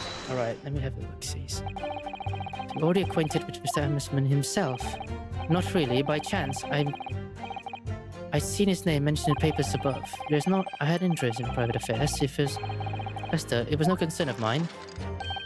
As long as people pay their bills, I take up my tools and construct what they ask for. So why did Mr. Asman approach you in particular then? Who can say? I presume because my name is associated with excellence in engineering. Not to mention excellence in fraud.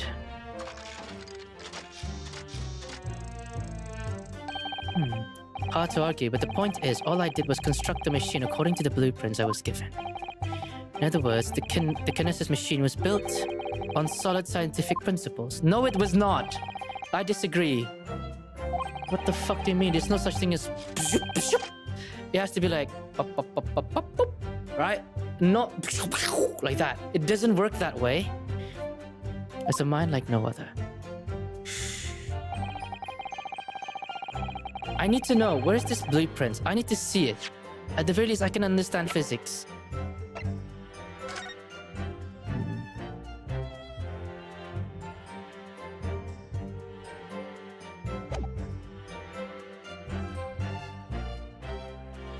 Causing damage to its base. Wait, he couldn't have broken his neck if it crashed down on its base. Wait. Yeah. For real.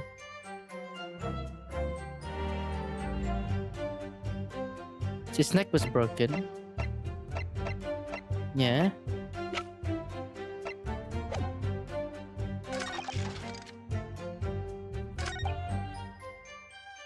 Head first. Here we go, boys. I got it.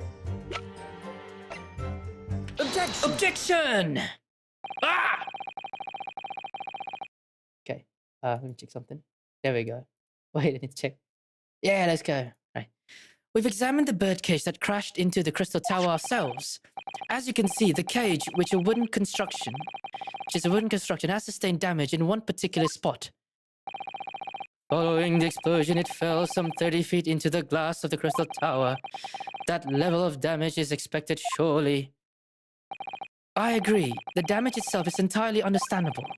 What doesn't make sense is the location of the damage. Haha, loser! All the breakages in the wood are at the base of the birdcage, not the top. What are you saying? Yeah, you say it's head first. That's the opposite of where they should be. Indeed. That's right, my lord. The birdcage was at the scene is damaged at the base. So we have reports of the birdcage falling headlong into the crystal tower, yet the damage is at the bottom.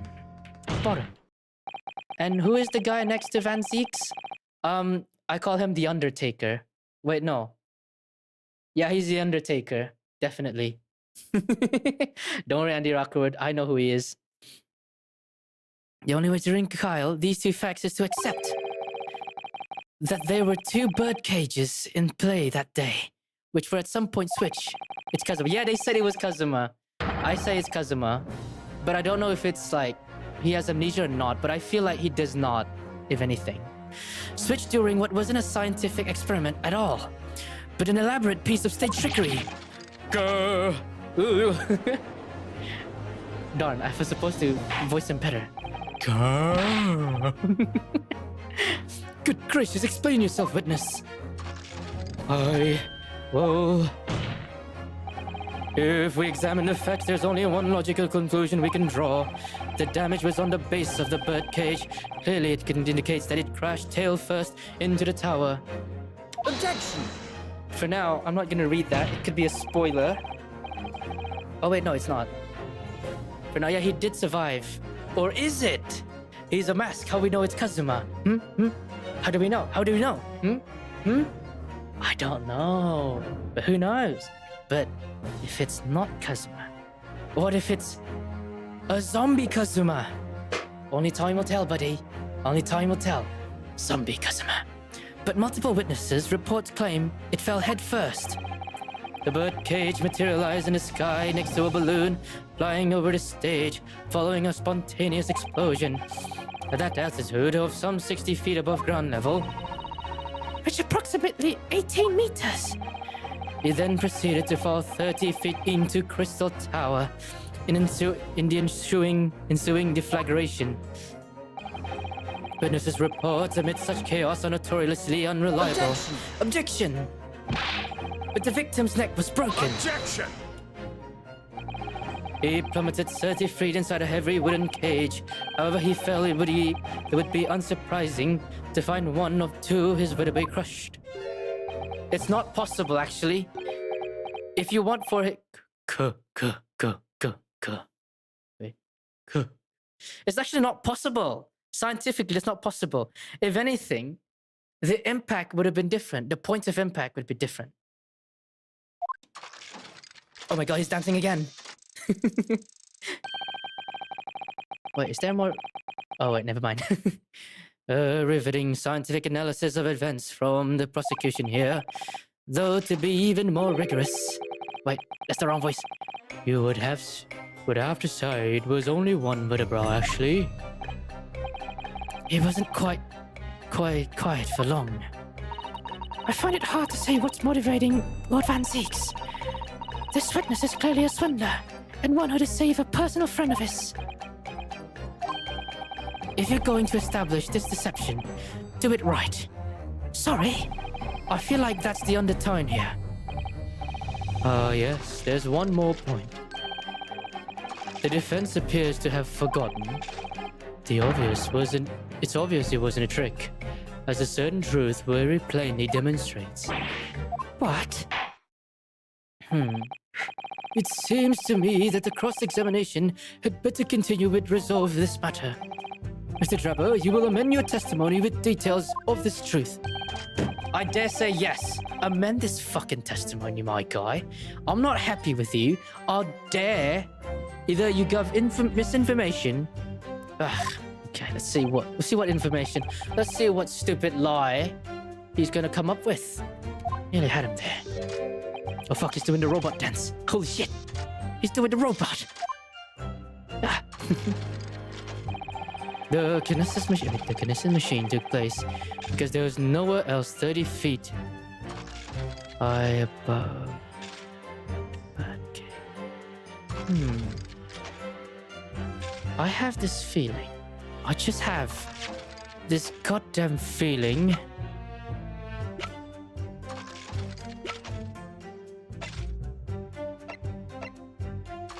That's the beam of the crystal tower.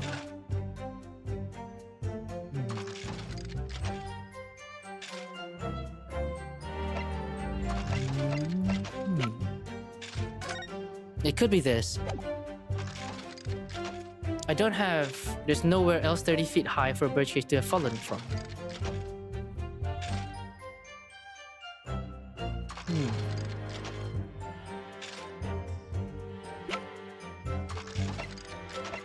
Two spells, this one. Okay, so that was just for demonstrate. Crash down with the victim inside. Why are you blushing over Madame Tuspells? Because, she's amazing. She's magical. She's enchanting. Everything. Whenever I think about her, she's like, I just get scared and I just become so...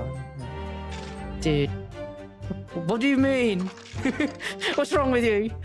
What have you made me say, eh?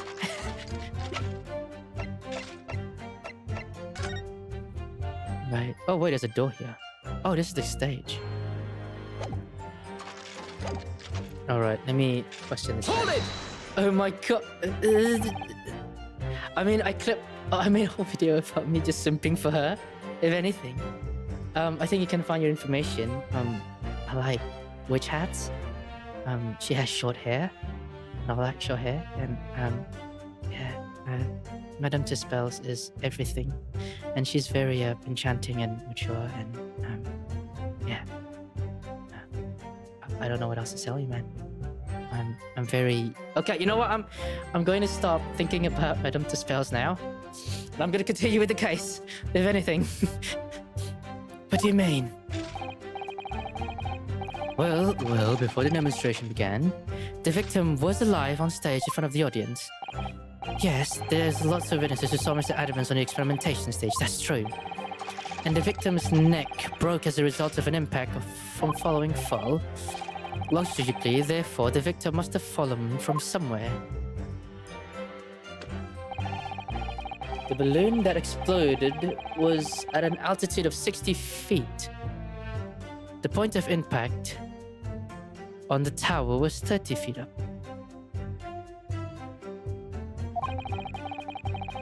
is therefore the total distance the birdcage fell. Wait, what? Let me... Oh my god. Birdcage should fall. Wait. Neck was broken as impact from fall. Logically, the victim must have fallen from somewhere. The balloon exploded at an altitude of 60 feet. The point of impact on the tower was 30 feet up.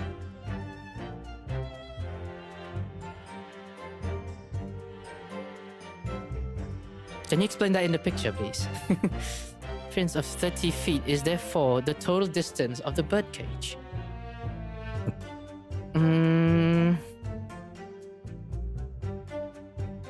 Hey bro, what you do think that is Attorney Game occurs, eh? What do you think? Wait, what do you think this Ace Attorney game occurs? I don't get your question, buddy. I'm sorry. Is it when I think this Ace Attorney game occurs? It's definitely before Phoenix Wright. That's for sure. 30 feet of...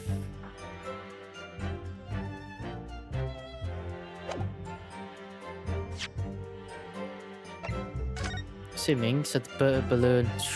Bah. And, wait. Bah. If I put my hand here... Oh, you mean the date? Yeah, in the 1800s. It should be during the Industrial Revolution. I can't remember when that was. But I think, yeah, it should be in the 1800s, for real. Because that's when the Industrial Revolution started, do you believe? Let me Google that real quick, yeah? Let me Google that real quick.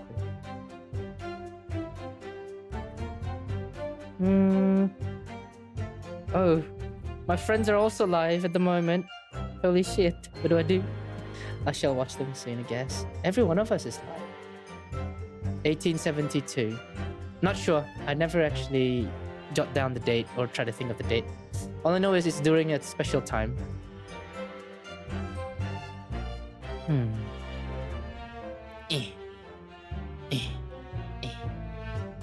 Aha! I might have cracked the code.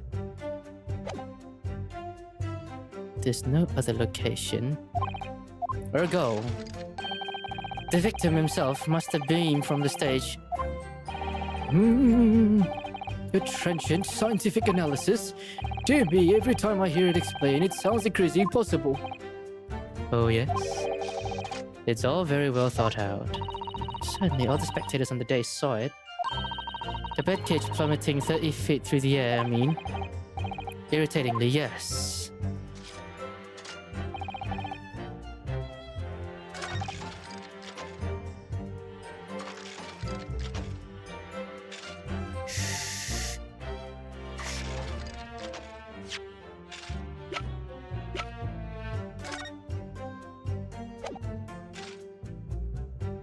I wanted to try it so bad.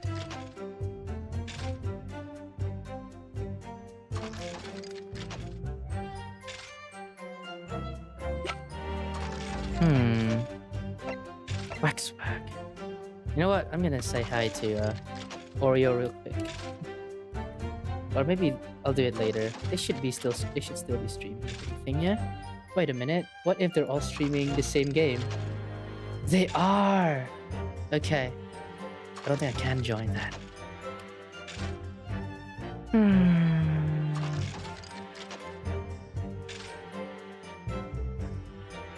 There's no way to take.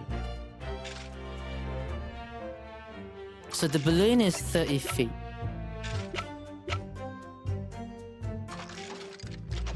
I don't know.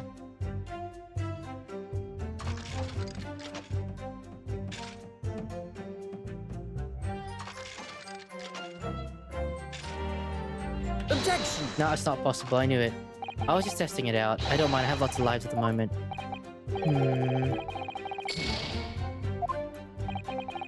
The defense would have to accept the penalty given. Glad to hear it. And you would also have to think again,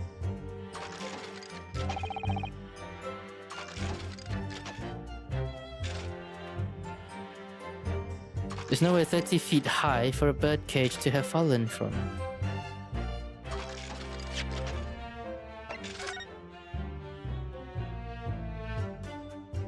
So this is 60 feet high. So the balloon was about like 60 feet high. Boom. So... Don't get it.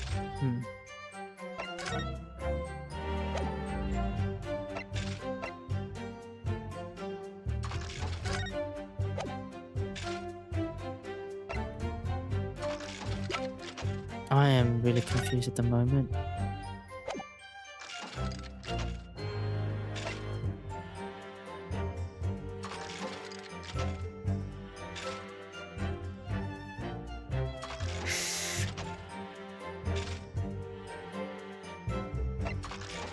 The camera from the waxwork. No, I am confused. I haven't checked this out, actually. Oh, look, the cover came up, okay? Now, there should be a glass plate inside. You have to change the plate. Take, you see? Something wrong. There's no plate. It's been removed. What a pity, I suppose.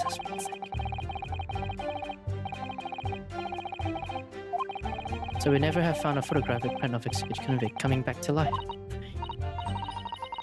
Quite right, of course. Poor Sato. So there's nothing in there. But at least we have something. That's the camera lens. Oh, wait, what? I found blood! Try like these, don't you? Oh yes, anything mechanical I find absolutely irresistible. Now what's happening? I can't help myself, I simply have to take it apart. Stomach now, he's given up on a new watch. Poor Professor Mikotoba. Ooh, what's this blood doing here? Look, Mr. Naruto, what is it? One below, just here. There seems to be something very dark red stains. Yeah, you're right. Blood, actually. Oh my, I'm sure it's not what you're thinking. Haha. Waxwork.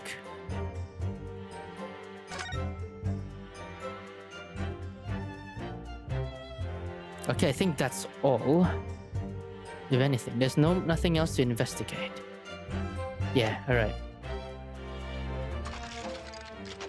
The kinesis clearly took place. There's nowhere else.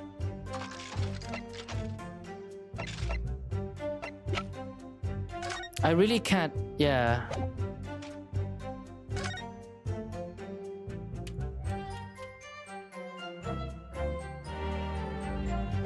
No, I can't. The fuck? No other high place. I am confused now. It's 30 feet high for the birdcage to have fallen from.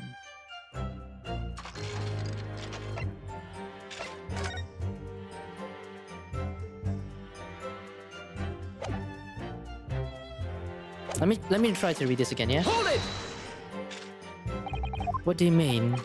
Demonstrating the victim was live on stage in front of the audience. Yes, there's a lot of witness with evidence for play.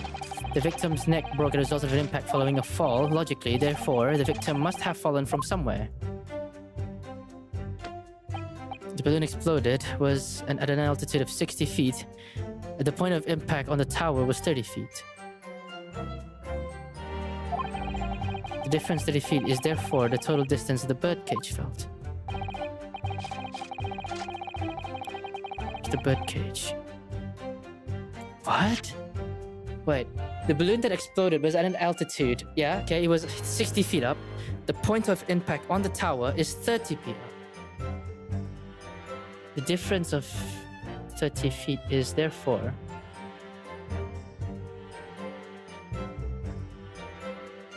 okay. There is no other location from the cage from which the cage could have fallen at that distance if it didn't drop out of the sky.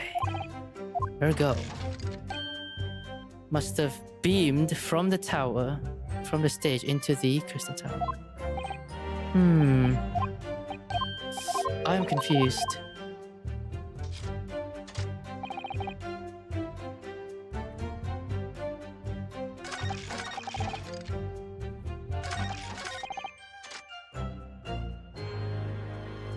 Let me check this one. Have I asked him this one? Yeah, I did. Because I have one scientist who would disagree with this kinesis thing.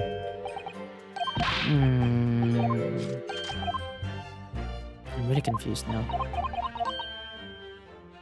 Grounds to demonstrate.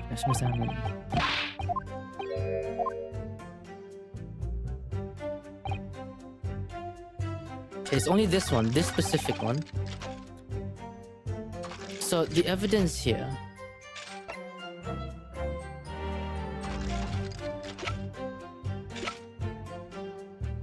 I really can't, like, it's just magnifying glass, if anything. Because that's a trap door.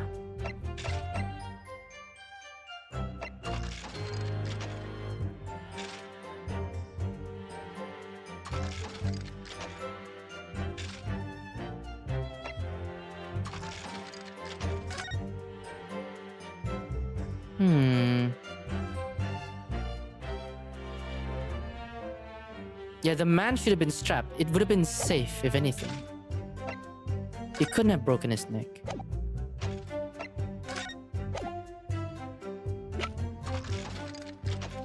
Took place because there's nowhere else 30 feet.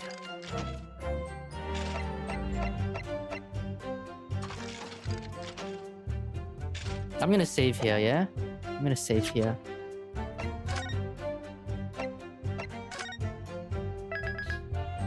This is difficult. I am my brain, if anything.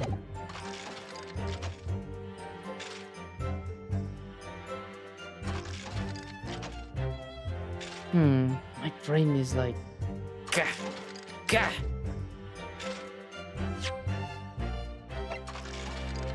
Objection! Oh, that's the place. Okay, never mind. This is a diagram of the experimentation stage and its surroundings.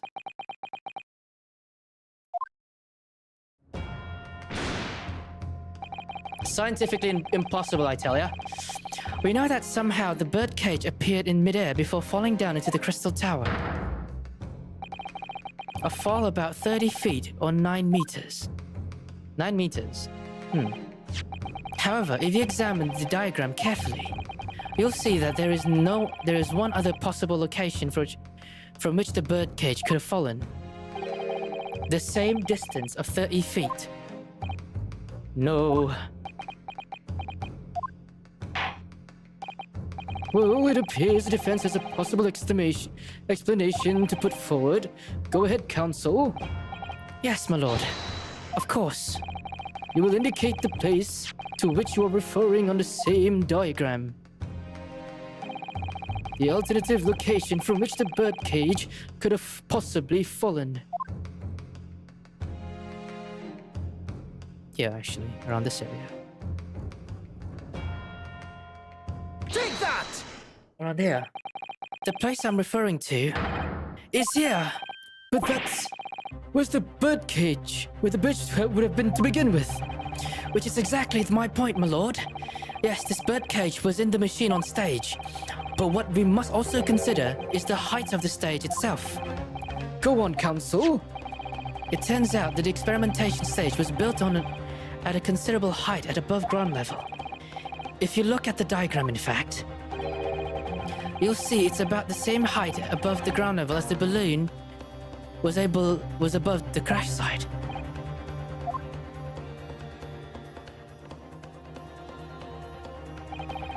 When the experiment got underway, the machine and the birdcage was engulfed in steam.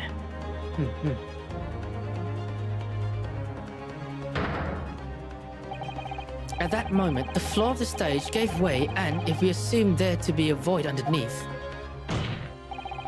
this birdcage and the one we saw by the audience would have fallen almost exactly at the same distance. Now he's sweating. I've got him now. Finally, this motherfucker. Once again, my lord. This all points to the fact that there was not one birdcage, but two. Objection! My learned friend has no evidence that the stage had such contrivance. in its design. Yes, I do, actually. Someone is responsible for the criminal destruction of the Kinesis machine itself, it's true. However, the stage still stands. And take a moment to look at the photographic print of the scene following yesterday's explosion. That is my evidence. Oh, I don't have to present it myself then. That's good. Good lord, the metal grill that formed the floor of the machine is undone. Yes, most likely. Blown open by the force of the explosion that destroyed the rest of the machine. The defense calls for the space below the stage to be investigated immediately. There we go. Beric Van Zeeks. Mr. Drebber. Hell yeah, I got him now! It was you who built the Kinesis machine, which means that it was you who built 2 bird cages that were used to carry out this deception. Whether Professor Bunnybrain's hypothesis is sound or not makes no difference, because it's construction of the machine that matters. A machine designed to take Mr. Asman's life. And lay the blame firmly at the professor's door, something that could only have been carried out by you, Mr. Enoch Drebber.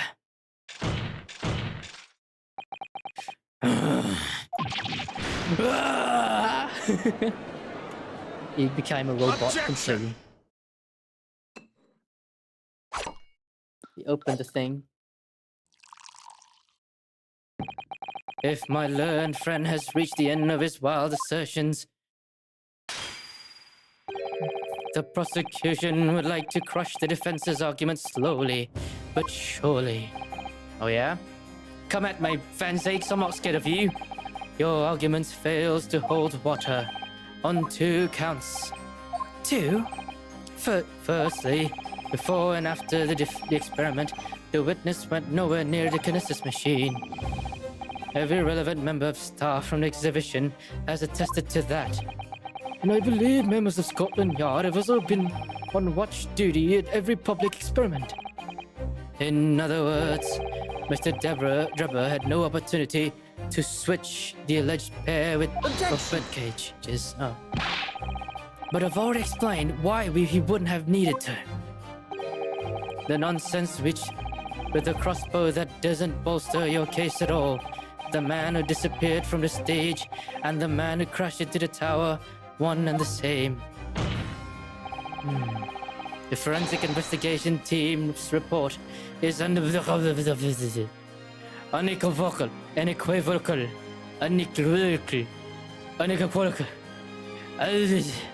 on that point. I hate that word, man. And the second flaw in your assertion is a distinct lack of motive.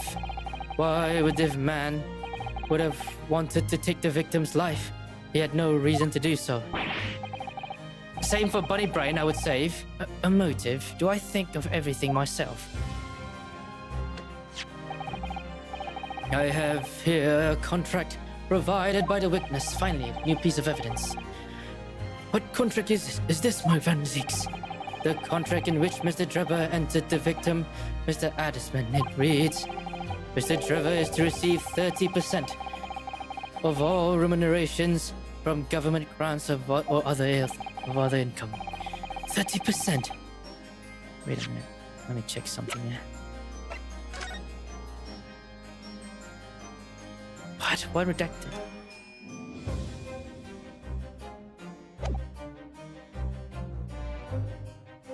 I don't know, really. Something here. Feeble contradiction conditions. But there was one very important provision bolted onto the clause. What provision? Mr. Drebber may only uphold this right on the condition that both contracting parties are alive.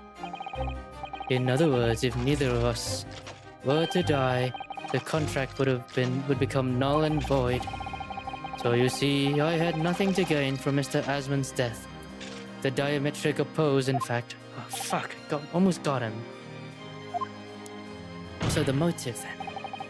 Need I say more? The witness had neither an opportunity nor reason to commit the alleged crime. In short, the possibility of Mr. Drebber having done as you suggested, is nil. What should I do here? No idea. I'll find the flaws. We'll always find that hole in their testimonies. It seems the defense's assertion was somewhat wide of the mark. Lord Van Zieks, you will submit the contract as evidence, please. Yeah, where the fuck did he hide that? It's true. If Mr. Draper had no opportunity to switch the birdcage under the stage with the one in the crystal tower,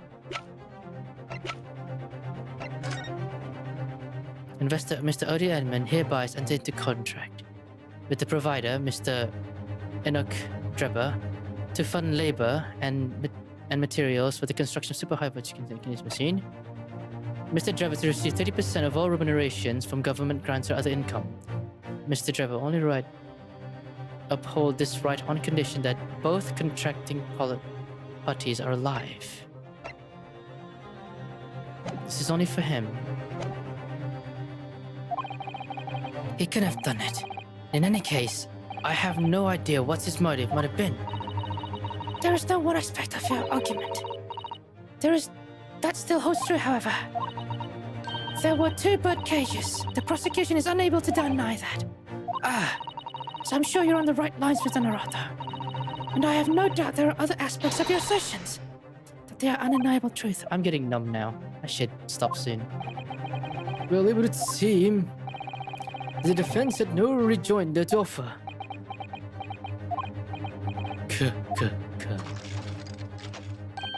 Well, I must say I'm a little surprised.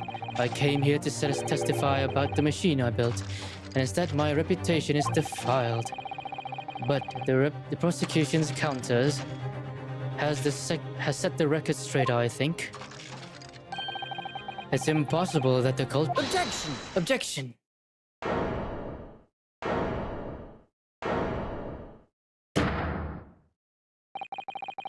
At the beginning of this trial, we believed that there was only 1 bird cage, yet now we know that there must have been 2.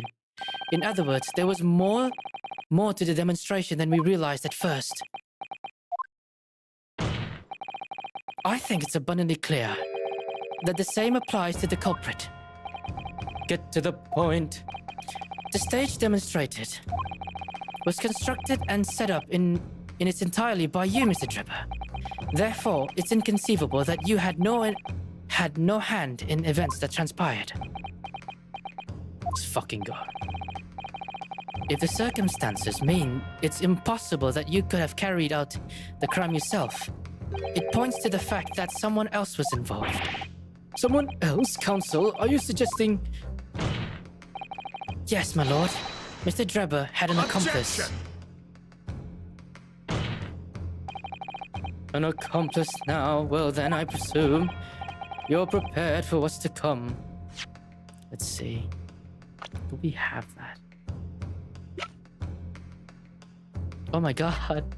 She's winking. Dude. Oh.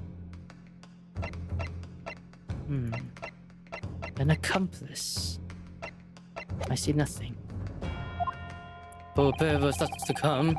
Now that you're accusing not only this witness, but someone else of this most serious crime.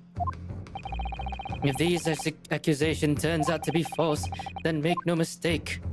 The prosecution will demand equally serious punishment for your slander. Well, counsel, do you intend to pursue this course and formally accuse another party of involvement in this matter? What do I do here? At that moment, there is little more than a hunch in my part.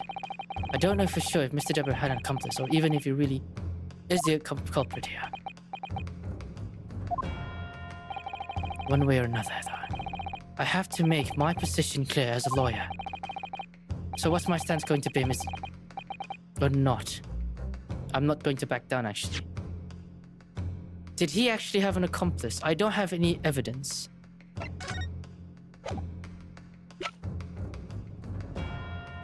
But there's one thing. Right, in order for this to happen, we're going to need an accomplice. For real, for real. I'm not backing down. To name Mr. Draper's accomplice.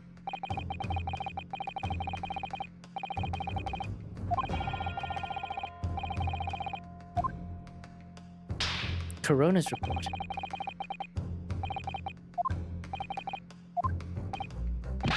Yes, my lord.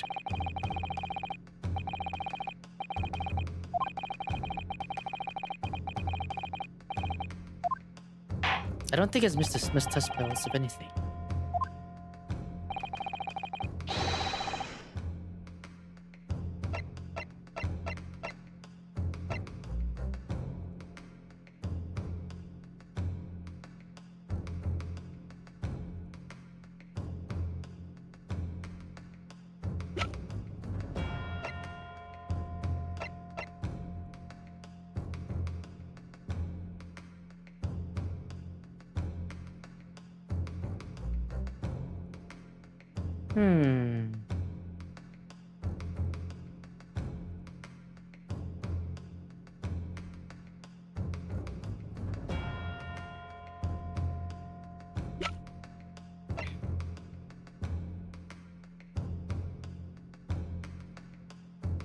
I feel like it's him.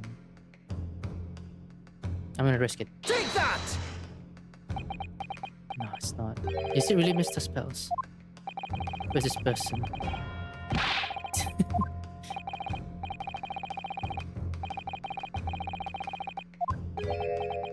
Is it really Mr. Spells?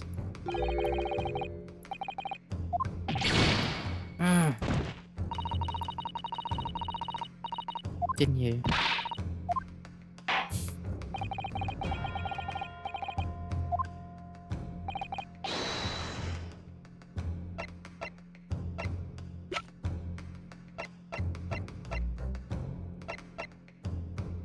Is it really her? Take that! I knew it. It's not. I knew my beloved was innocent. But now I just lost 2 points.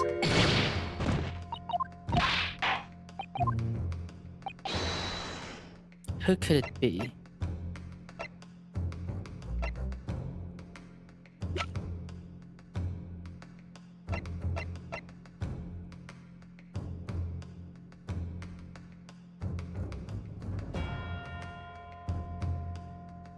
I'm gonna save here, but I feel like it's that dude. Yeah? I just have a feeling it's that top hat dude. Yeah. Nintendo.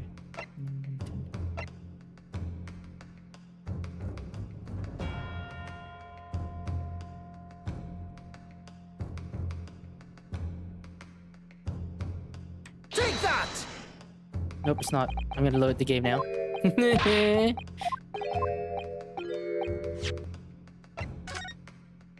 He had an accomplice, for sure, for real. But who could it be? I'm still thinking.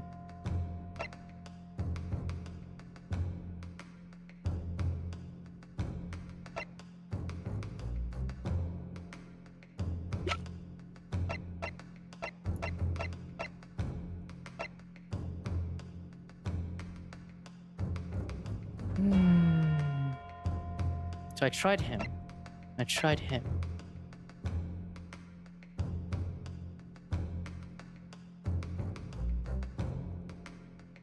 At least if I saw who it is, that's fine.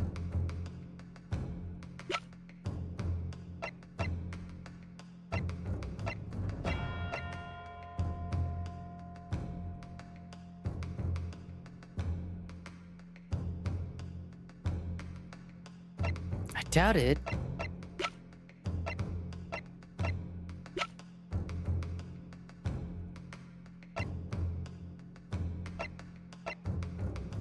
It's not her. It's not him. It's not him either. I don't know if it's her. I feel like...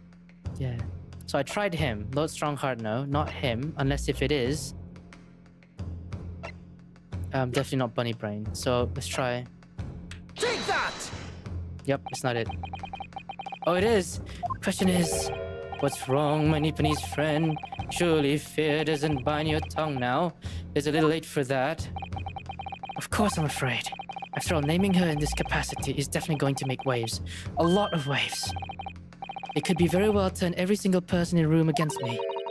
I'm sure you're all right, Mr. Naruto. Thank you, Mrs. Sato. The enemy always appears larger than life. but you appear exactly the same to the enemy. All right then, here goes. You've kept us waiting long enough. Your answer, counsel, now. The person who colluded with Mr. Drebber in order to carry out this wicked crime is Scotland Yard's coroner, Dr. Courtney Seath. What? What the blazes are you talking about? Dr. Seath, the head of the forensic investigation team, and the coroner who concluded the autopsy on the victim. We know there were 2 bird cages, so who could have carried out the switch to complete the illusion? The accident happened in front of the huge crowd of spectators, and the area was immediately sealed off. Then everyone, police officers included, were banished to make their way for the forensic investigation team. When else could the switch have occurred? It can only have been in that team's presence. They're both white-haired. I feel like they're connected, if anything. It's essential that the court determines exactly what happened following the incident. The defense demands that Dr. Seath to be summoned to the witness stand at once to testify. This could be a good time to. Oh my gosh, he's eating corn. And that man's falling asleep. You got a nerve, lad. Standing up here, dragging God's name through the mud. Oh, I didn't mean to. I know the woman very well. There's no better dead room worker out there. How dare you call her a criminal? My learned friend's imagination appears to be wilder than the East End at night. I'm actually pretty excited. You know, maybe I should get a snack first. Be right back then. I'm gonna get a snack. Right? As I'm hungry. Really hungry. Be right back.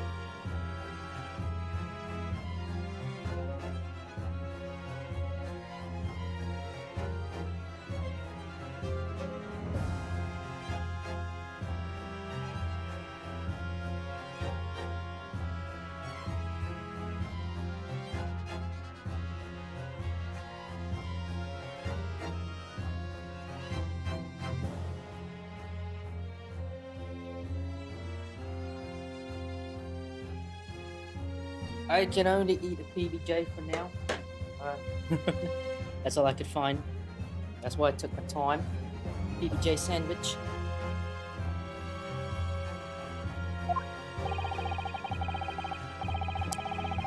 But the recklessness of your accusation aside, there's another grave problem with your argument. One which the prosecution demands you address at once. A grave problem. Oh my word! Who do you claim acted as the victim's doppelganger? What?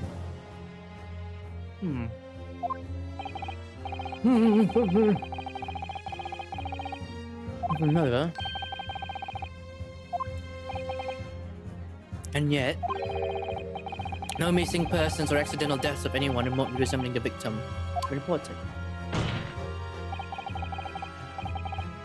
Which means there was no one dead or alive. The rubber body from Mr. Asman.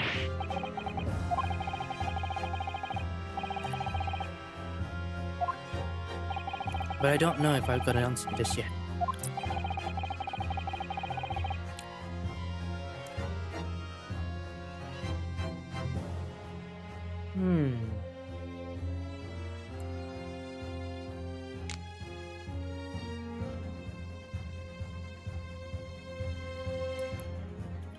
I'm gonna save here.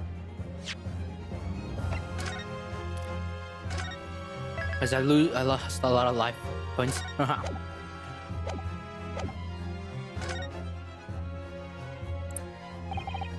Very well. The defense will address my learned friend's concerns by revealing the identity of the person who acted as Mr. Ashman's body double. Be my guest, give us a name.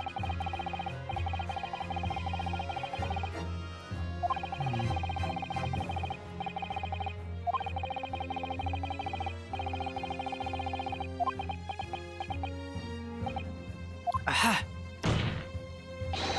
In place of Mr. Asman's second birdcage was...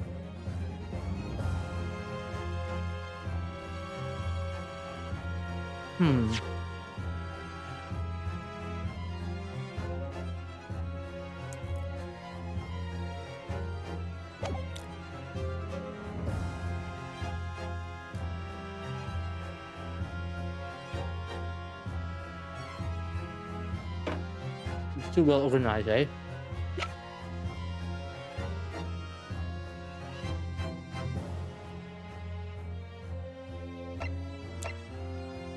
Is it him?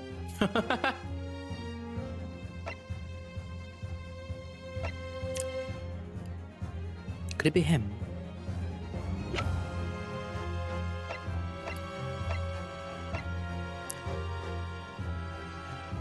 I have no idea right now.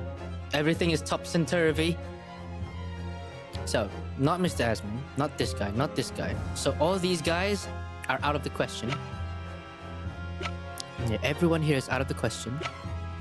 And everyone here, from here to here, is a possible idea. Can name her first. Take that! Can think of. Wouldn't you agree? Okay.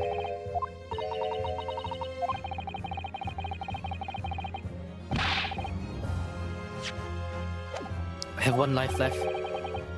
You have a head. Try using it. But I don't know.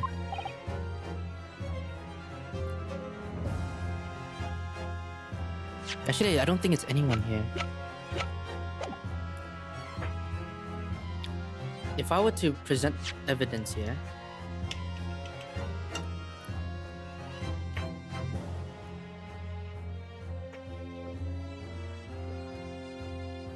let's look at the evidence carefully, yeah?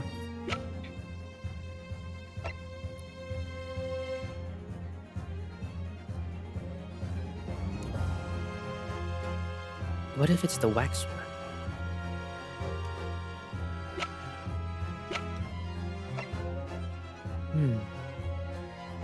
Yeah, it's safe here. Oh, excuse me. I feel like...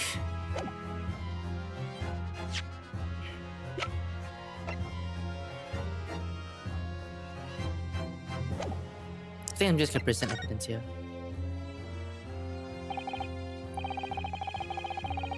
Concerns. Evidence that reveals the true nature of Mr. Asman's body double. Good gracious, evidence.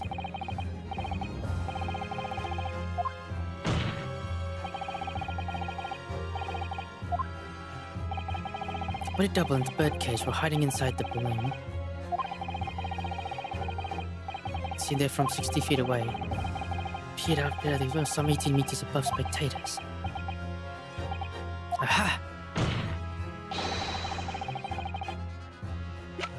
Wait a minute! Take that! We know that the victim, Mr. Asman, was in the birdcage that's situated inside the Guinness's machine on stage, and therefore he couldn't have been inside the second birdcage. Instead, it contains something else. What's been described as a body double, which is what fell from the sky and crashed into the Crystal Tower. Yes, Counsel, according to somewhat elaborate versions of events, and that body double is inside the birdcage was in fact... It's all right, Mr. Otto.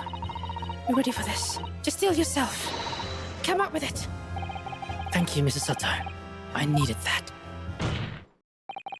As I was saying, the body double inside the second birdcage was, and unbelievable as it may seem, is that thing over there. Why is this thing in court? What the fuck?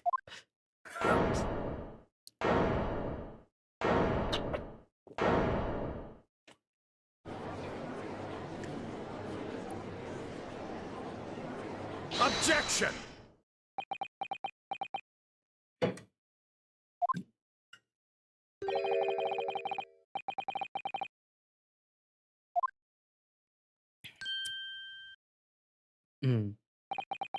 Now tell me, what are you playing at? Stand firm now, Renosuke. This is the time to show your Japanese spirit. As the court will observe, this is a waxwork model. A model, in fact, of an infamous London murderer from 10 years ago. And to save here. I'll save it in your spot, yeah? I'm losing a lot of lives here. Japanese infamous London murderer from 10 years ago, the professor. You started by indicting the leader forensic investigation team as an accomplice in this crime, and now you move on to indicting waxworks. Yes, that's about the size of it. But why? And why this waxwork? It looks nothing like the victim. In fact, its heart could only resemble him less. What possible justification can you give? If you want to know why, as Mr. Drebber... What? Just days before Professor Bunnybrain performed his public demonstration, Mr. Drebber abducted this model from Madame Taspel's. Did you say abducted? And 2 days after the incident at the Great Exhibition, he returned it to the museum. Then the timing... Is this true, Mr. Drebber? At first I couldn't see why Mr. Drebber would have stolen the waxwork and then give it back again. But now the reason is clear. He took it so that he could put it inside the second birdcage as a body double for Mr. Asmund. Gah! Objection! Someone texted me.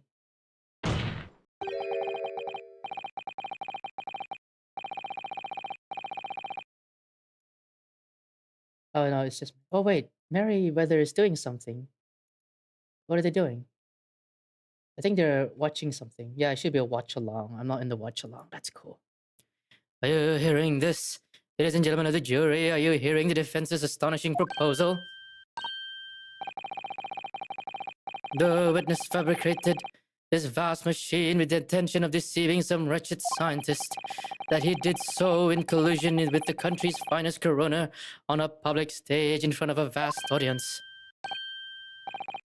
And that to that effect, the deception, he used a waxwork model that in no way resembles the victim. Are we really to believe this far-fetched tale? What do you decide? Objection! Oh, he's weak now. Right. Yes, if you put it like that, of course it sounds impossible. My lord, I think I need to speak, if you please. Go ahead, Mr. Foreman.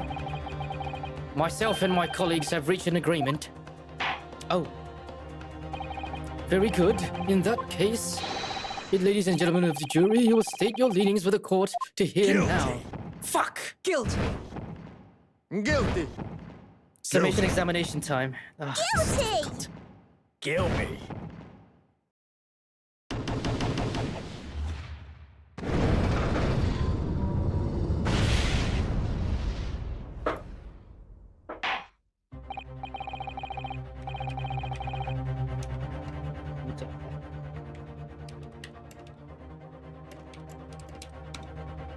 This, the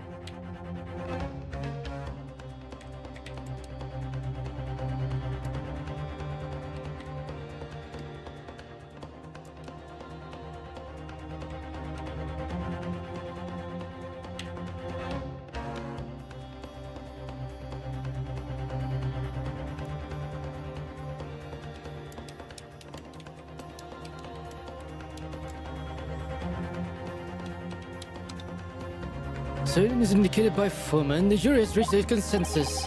I knew that was going to happen. We should get through this, Mr. Dorado, as we always do. And uncover some new truths along the way. I'm quite unsure. Yes, I agree. I'm going to have to appeal to the jurors as usual, and see if I can persuade them to change their minds. The defense will now embark on a summation examination. Are you and your fellow ready to proceed, Mr. Foreman? we are, my lord. Very well. In that case, I ask you now to state clearly for all present to hear the grounds on which each of you has decided that defendant is guilty of the crime which he is charged. Right, let's go.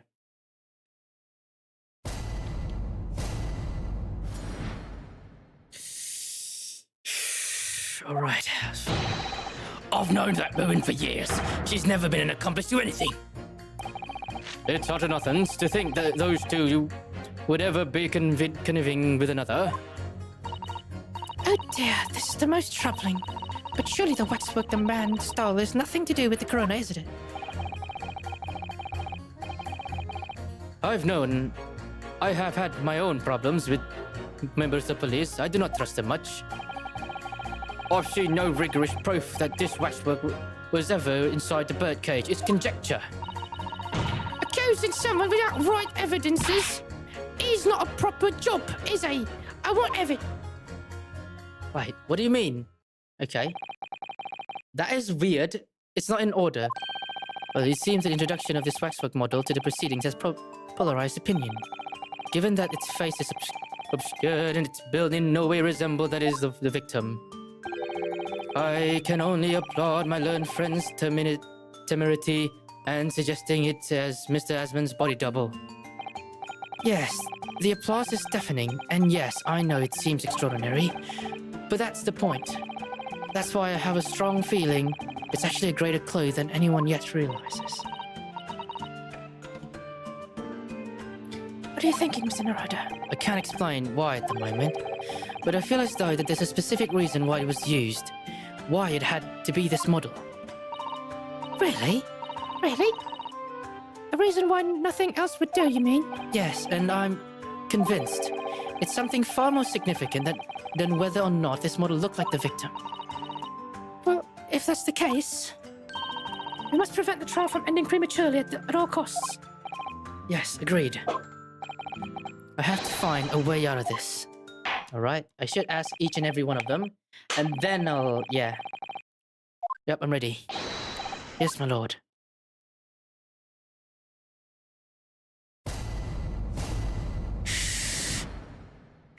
Let's ask the first witness. Press the first witness. I've known that woman for years. She's never been an accomplice to anything. Hold it! Hold it. The order of things seems to have changed around here for some reason. I'm a copper, lad. It's a copper's discretion to bend the rules sometimes when needs must. What's wrong with that? Where do I start? I've been working at the yard for 40-odd years. That's even more than I thought. We've only had Metropolitan Police in town for 70 years, you know. Of course, times have changed. The public didn't trust coppers back when I started. It was rough. We had to fight crime, and we had to fight to win the public's trust as well. And when we did, forensic science was in its infancy too, even more than it is now. And she spearheaded the revolution. Dr. Seeth, you mean? That's right, about 10 years ago now, it was. When I was still a youngish Bobby on the street. On the beat. That's when she started making the name for herself as a top-class coroner. And now look at her, head of forensic investigation team, and a woman no less. And you won't hear me complain. It's what we all dreamt of back then, I won't tell you. Could you tell me without holding that gun in the air? We were all about to uphold justice, lad, full of vim. We were full of vim. Loud and clear. I need to save you, if anything. I want to save you. I have only one life left. I've used it. Maybe I shouldn't have wasted. It could mean the end of the game. It's utter nonsense to think those two would ever be convenient. Let me ask that why. We're only just starting to understand this case. He's not looking at it. What are you reading there, sir? The man behind those murders on Solar Pond Street was caught in 2 days flat. Same for you. That's really not relevant to this case, is it? You're wrong there. Because it was Dr. Seeth in charge of examining the bodies. It was evidence arising from her work that led to the arrest of the scoundrel responsible. Oh? That's right. Oh. That woman is the forefront of this country's fight against crime. The idea she's somehow involved in this murder's load of tosh. Press jurors, not the other way around. It's okay. Oh dear, this must wrong, but surely the waxwork man. The waxwork the man stole has nothing to do with the corona, is it? Hold it! Why would you assume that? Why? Well, quite simply because the unsettling swindler has no relationship with the woman, does he? True. As it stands, we don't know any connection at the moment. Oh gosh, it would be delightful for the romantic if they would somehow have a mutual interest in the waxwork. Romantic. A woman of society as such as myself views everything in terms of relationships, you know. I see. Well, you learn something new every day, even if you don't want to. One might wonder about a possible relationship between the defendant and the corona woman. Or perhaps between the defendant and the handsome prosecutor just there. Oh, I see. The woman must be a state giving him credit for. If that's the woman's stance, then perhaps demonstrating some connection between the waxwork would be enough. Yes, I agree. First to know. I have my own problems with the members of the police. I do not trust them much. Hold it! What sort of problems? Let's just say we have run into each other on numerous occasions when I've been performing on the street. Right, and I see. Obviously, artists such as myself cannot appear on stage as we work in close proximity to our audiences. So we perform our great magic in parks in Australia and the like. But at least use any excuse to make our lives difficult. Excuse me! Excuse me. Excuse me. Do you have something to say in that response to Mr. Ottermole? What are you calling me? Who are you calling a mass murderer? Ah, sorry, my mistake. I got confused because I heard you look like him. I heard you look like him. What? I don't look anything like the man. It won't be locked up, sorry. Thanks to Mr. Sholmes. Perhaps we could move on. I was really wondering if you had something you wanted to add in response to what the juror number 3 just said. And clearly you do. Back in my day, back in the good old days. It wasn't like this. What was it like, sir? We worked our fingers to the bone to earn public's trust, we did. And by Jove, we earned it. People respected us back then. Respected you? No one would have called a corona into question in them days. Coroner's report was the hallmark of investigation done right. Especially when Dr. Courtney Stevens put her name into it. It was the best of the best. And the apple... What? Hold on a minute. What are you talking about? Who's Courtney Stevens? Ah, sorry. Got a bit carried away there. Stevens is Dr. C's maiden name. Her maiden name? So that was before she was... married. Hold on. Courtney... He did say Courtney Stevens, right?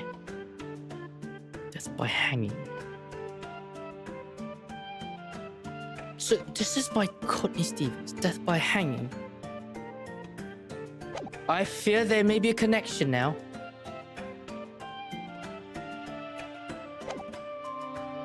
Her maiden name. That was before she was married. Wait, she's married? Oh yeah, silly me. It's Sith now, isn't it? Stevens. I'm sure I've seen that name somewhere recently. Anyway, the point is, those were the great days of policing. Now, not like now. Sorry to interrupt, sir. But do you think you could change your statement to include that name? Well, yes, I don't see why not. Okay. She was Courtney Stevens back when I knew her. Of course, a legendary Corona even.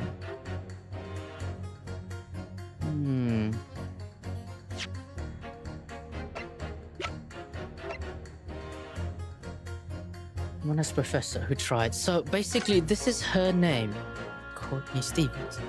Death by hanging.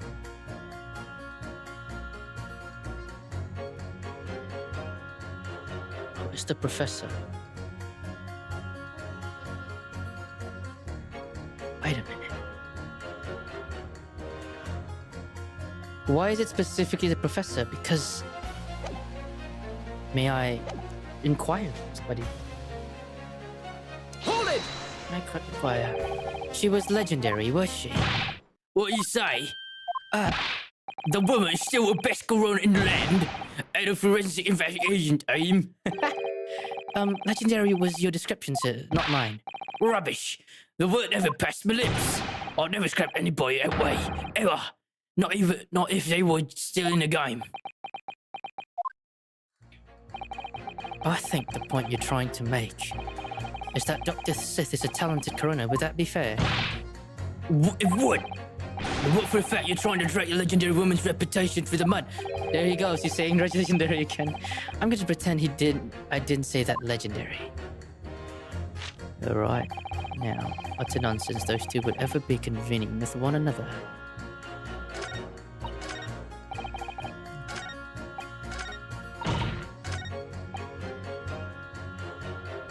It's conjecture. That one we can't find yet.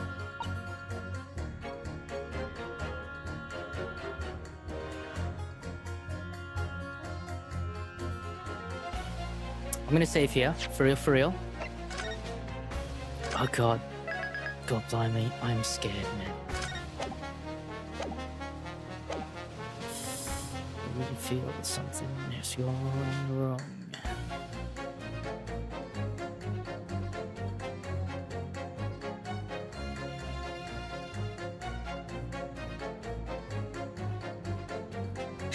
What did I do here?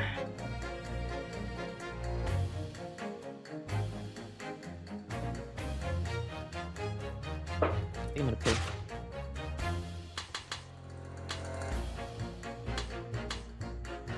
Objection! There we go. Got it. Those two statements clearly contradict each other. Good gracious! To whose statement do you refer, counsel? So, juror number 2. Oh gosh, me? What can I do for you? I presume that you heard what juror number 6 said in his statement. It's brought to light that the maiden name of Corona, Dr. Seeth, which in turn has revealed a connection that was apparent before.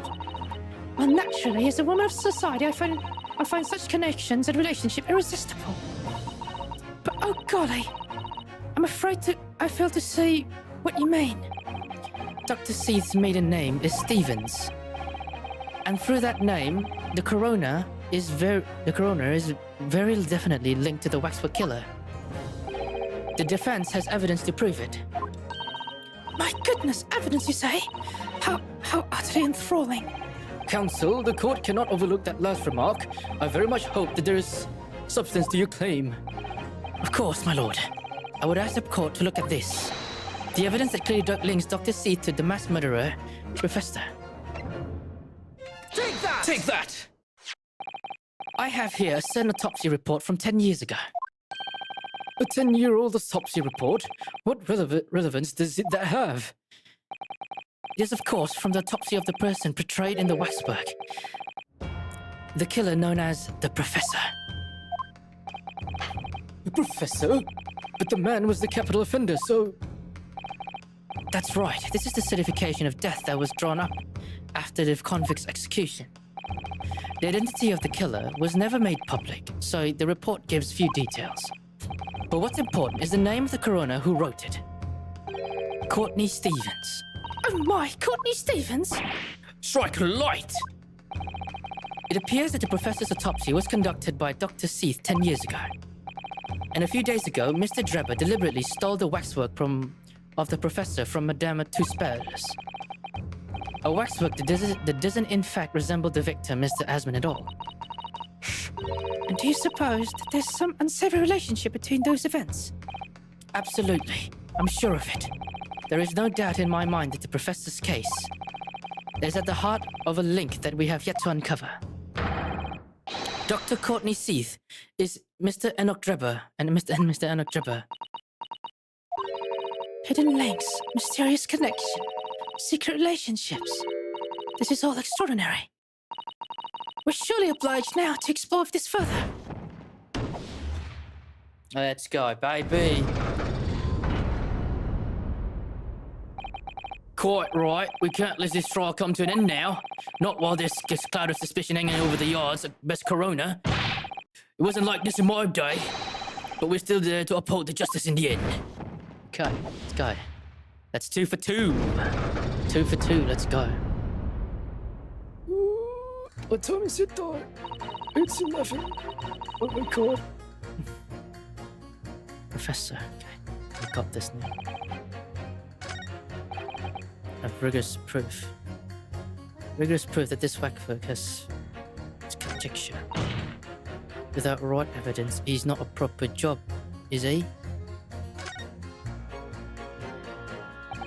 I know it seems a little far-fetched to think that the waxwork model of the professor was in a birdcage, but other than that, it explains a lot. If there's really a reason why a particular waxwork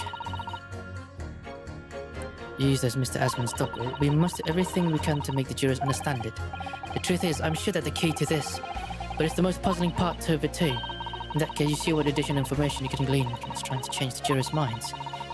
Book, whilst eating a rice cracker, Mr. Protato, I'm sure you can do this. Right, yes. Okay. I'm gonna save it here. Gotta save. I have 1 life left. I don't want to die. Right. Ugh. Such a nonsense. I think those two would ever be convening with one another.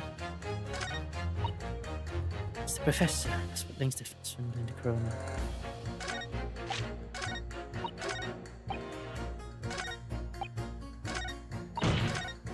Let me try to press this dude, yeah?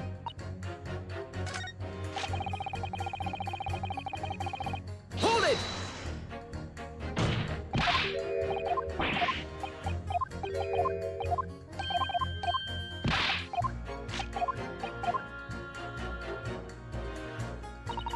Can I pet? No, I can't pet. Such a nonsense to think those two would ever be conniving with another. No. Hold it! What sort of problems? Just say, yeah, you obviously got magic prints. But the police and any accused make our lives difficult. Sometimes they even cook up a story. Aha! That's definitely not right. Yes, and that's why if you trust the police, you will have trouble. But here you are claiming this waxwork model was stolen to star an illusion spectacular. This idea is so wild. This is how publicly large view Scotland Yard, isn't it? Our own police force in Tokyo is not even 20 years old yet, is it? Perhaps we should view what's happened here in London. That's like a Scotland Yard stick. I wonder how a policeman would feel listening to this way the jurors speak about defense. I'm sure he had a word or two to say in this response. Wait. Let me question this one next. You claimed the whole instantaneous condition was a trick. That I did. There's more than one way to pull a rabbit out of a hat, isn't there? Sorry. I grant you, given that this cage appeared from a mist in an explosion, there have been no need to use a real person. If a wax would have been used, the culprit could at least have had the decency to make it look like the victim. I'm not sure exactly how much criminals are governed by decency. The point is, if we're going to make a claim about the waxwork being inside the birdcage, you'd only give us some evidence. Without that, it's not just science. Suppose we should expect something less logical. But if perhaps we mean something, it could be changed. Suitable evidence. Evidence that the professor's waxwork was inside the birdcage. Can I produce that or not?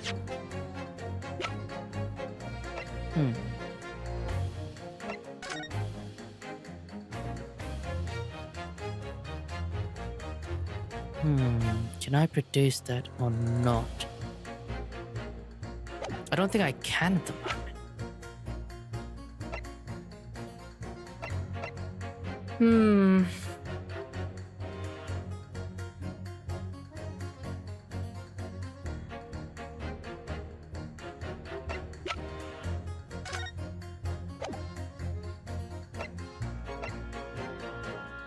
I do.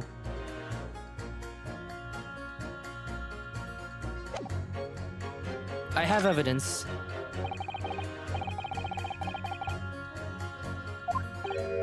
Oh, I must warn you that I firmly believe it's only wise to trust men with white and white coats. So give your jet black outfit, I don't mind admitting to a sense of trepidation here. So you don't trust anyone in black? Looking in the mirror must be very trying. Oh, you're racist, man. I do have some evidence that proves the waxwork is inside the birdcage. Namely? Take that! There we go. What's that? A piece of glass? Though it's unusually thick for glass. Yes, it's a piece of broken glass that we found inside the jacket on the waxwork. As you say, it's not an ordinary glass though. It's very thick and made for extra strength. Much like the special glass that was developed for construction of the Crystal Tower. The Crystal Tower? Holy smokes! Exactly. The centerpiece of the Great Exhibition where the very incident we're talking about took place. On the day in question, the birdcage fell from above and smashed through a window of that special glass. From whence this small piece originated, is that it? Precisely. So, what do you say? Now that clear evidence in support of your decision has been placed before you. Well, as I said, I only trust men in white coats as a rule. However, when the reasoning is sound, it's fair to say colours shouldn't come into it. In light of what you showed me here, yes, I feel obligated to change my position on the matter. Right. In that case, juror number 4, you will amend your statement now, please. There's been little doubt the waxwork was indeed inside the birdcage.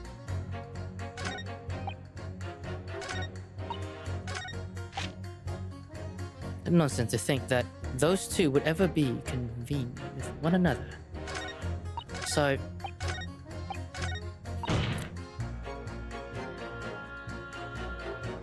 Hold it! Press this one. I've got to ask, why have you brought that corn into court with you? Colonel Cobb, he's been growing back on me on the farm. Pick him off on my way into town. He's a proper nibbler, he is. Yes, the nibbling seems to be taking quite a while. Maybe could wait until after trial? Oh, I don't like the sound of that. You need colonels at times like these. Maybe I want that colonel. I'm hungry myself. Whenever I cement the big to the side, the colonels always point me in the right direction, see? You're talking about your cob of corn. Nibble, gobble, guilty, bobble, nibble, not guilty, get out. Nibble, nobble, guilty, bobble, not guilty, out. Okay, I see. Nibble, nobble, guilty, bobble, guilty, nibble, not guilty, out. What is this? Nibble, nobble, guilty, bobble, nibble, not guilty, out. What the fuck is she doing? Perhaps akin to the fortune telling with flowers petals. So Professor Bunnybrain's face decided by a cob of corn. Could you not at least wait until we've had more time to find the truth before deciding on the defendant's guilt? I don't know about that. My tumm's awfully full already. Amazing. Amaze. Right, I know it's... Nope. So...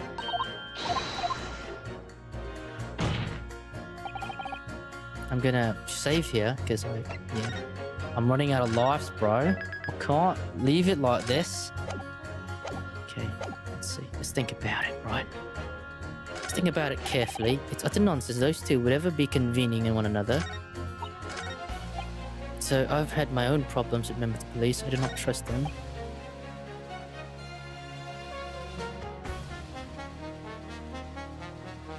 Just inside the...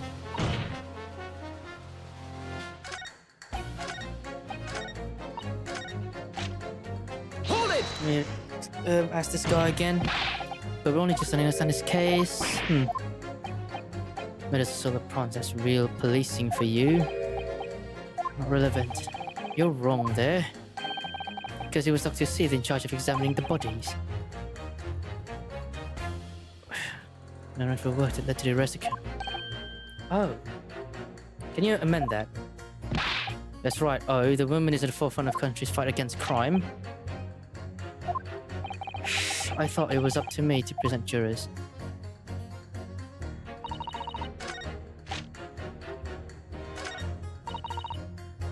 Can I pit? I'm gonna pit.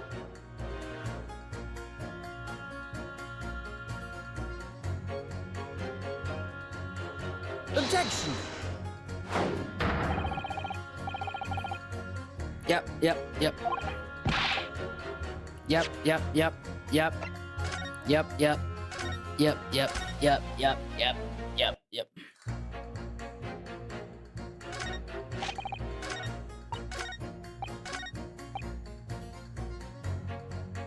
Leaves me in little doubt. I don't think there's a present button, so it's just pitting against each other.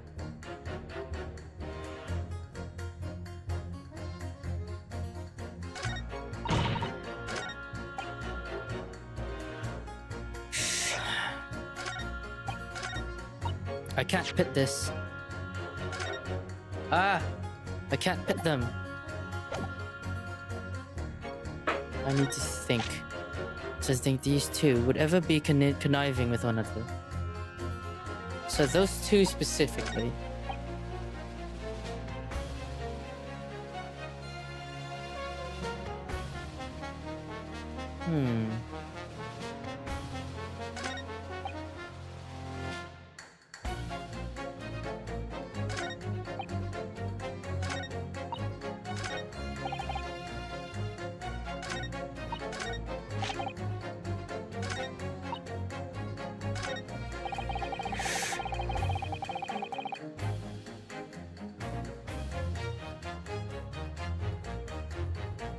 I don't trust him much.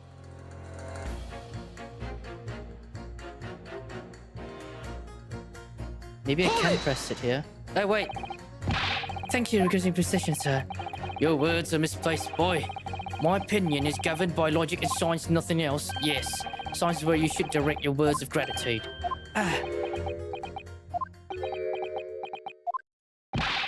What's the matter with you? Too good to say some word of thanks to the mother of all academic subjects. What is this about, scientist? Honestly.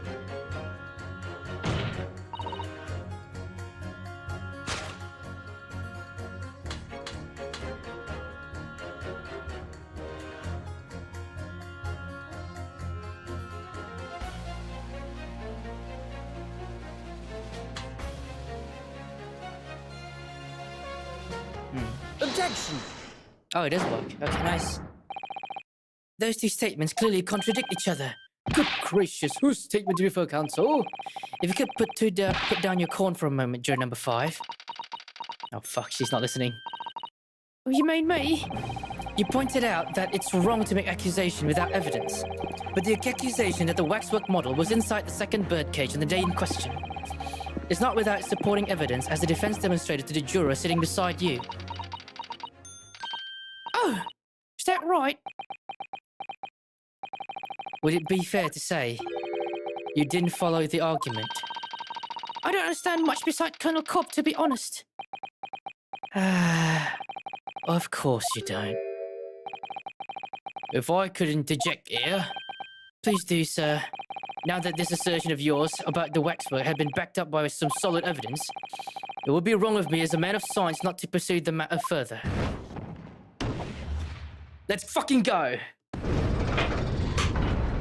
Right, now it's balanced. Ah, well, me too then. Sorry. If this brainy gentleman says he's right, then he must be right. See, I wouldn't dream of going against Colonel Cobb or anyone who's got nothing between the ears. Right, we got it. Fuck, this is difficult. I hate this game. Oh my god. Success! If you can call it that way, call it that. Thank you, counsel. That will do. As a result of a summation examination, the jury's overall leaning has changed. 2 jurors now call guilty against 4 who call not guilty. Whoa. Accordingly, the court has failed to reach consensus at this time, and the trial must continue. Wait, we did it! Oh, well done, Mr. Naruto. Another wonderful victory. Let's fucking go! Let's fucking go!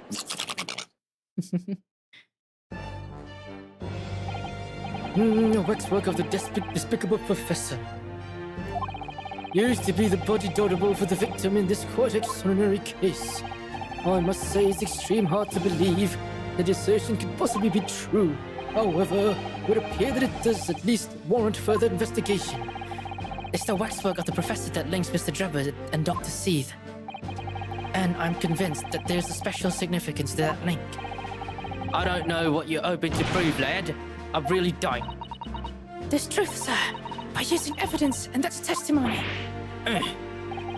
If the court is to delve deeper into the alleged involvement of the waxwork in this case, then the prosecution calls for the owner of the model to be summoned as a witness.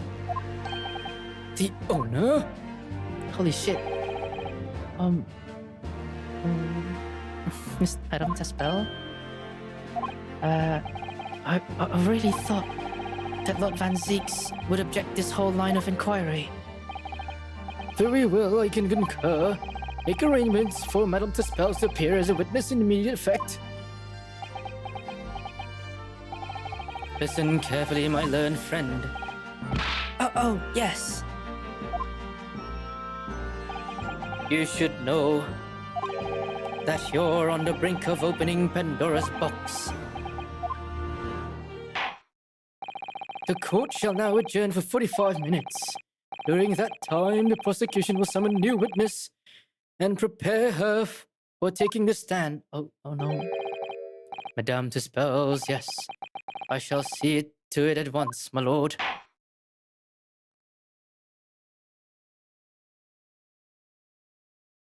To be continued. Alright, I'm going to end the stream here then.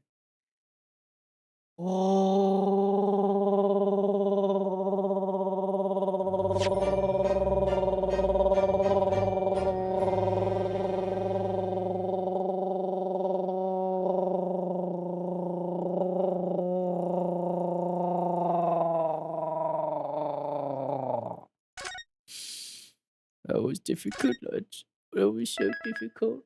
I'm crying. I had 1 life left. I thought I was about to die. Alright, thanks everyone for coming to the stream and watching. I suppose it's a 3-hour stream. I understand that not everyone can stay. But I'm tired too, and I'm dead inside now because of how difficult the trial was. Thanks for coming, everyone. Thanks for coming.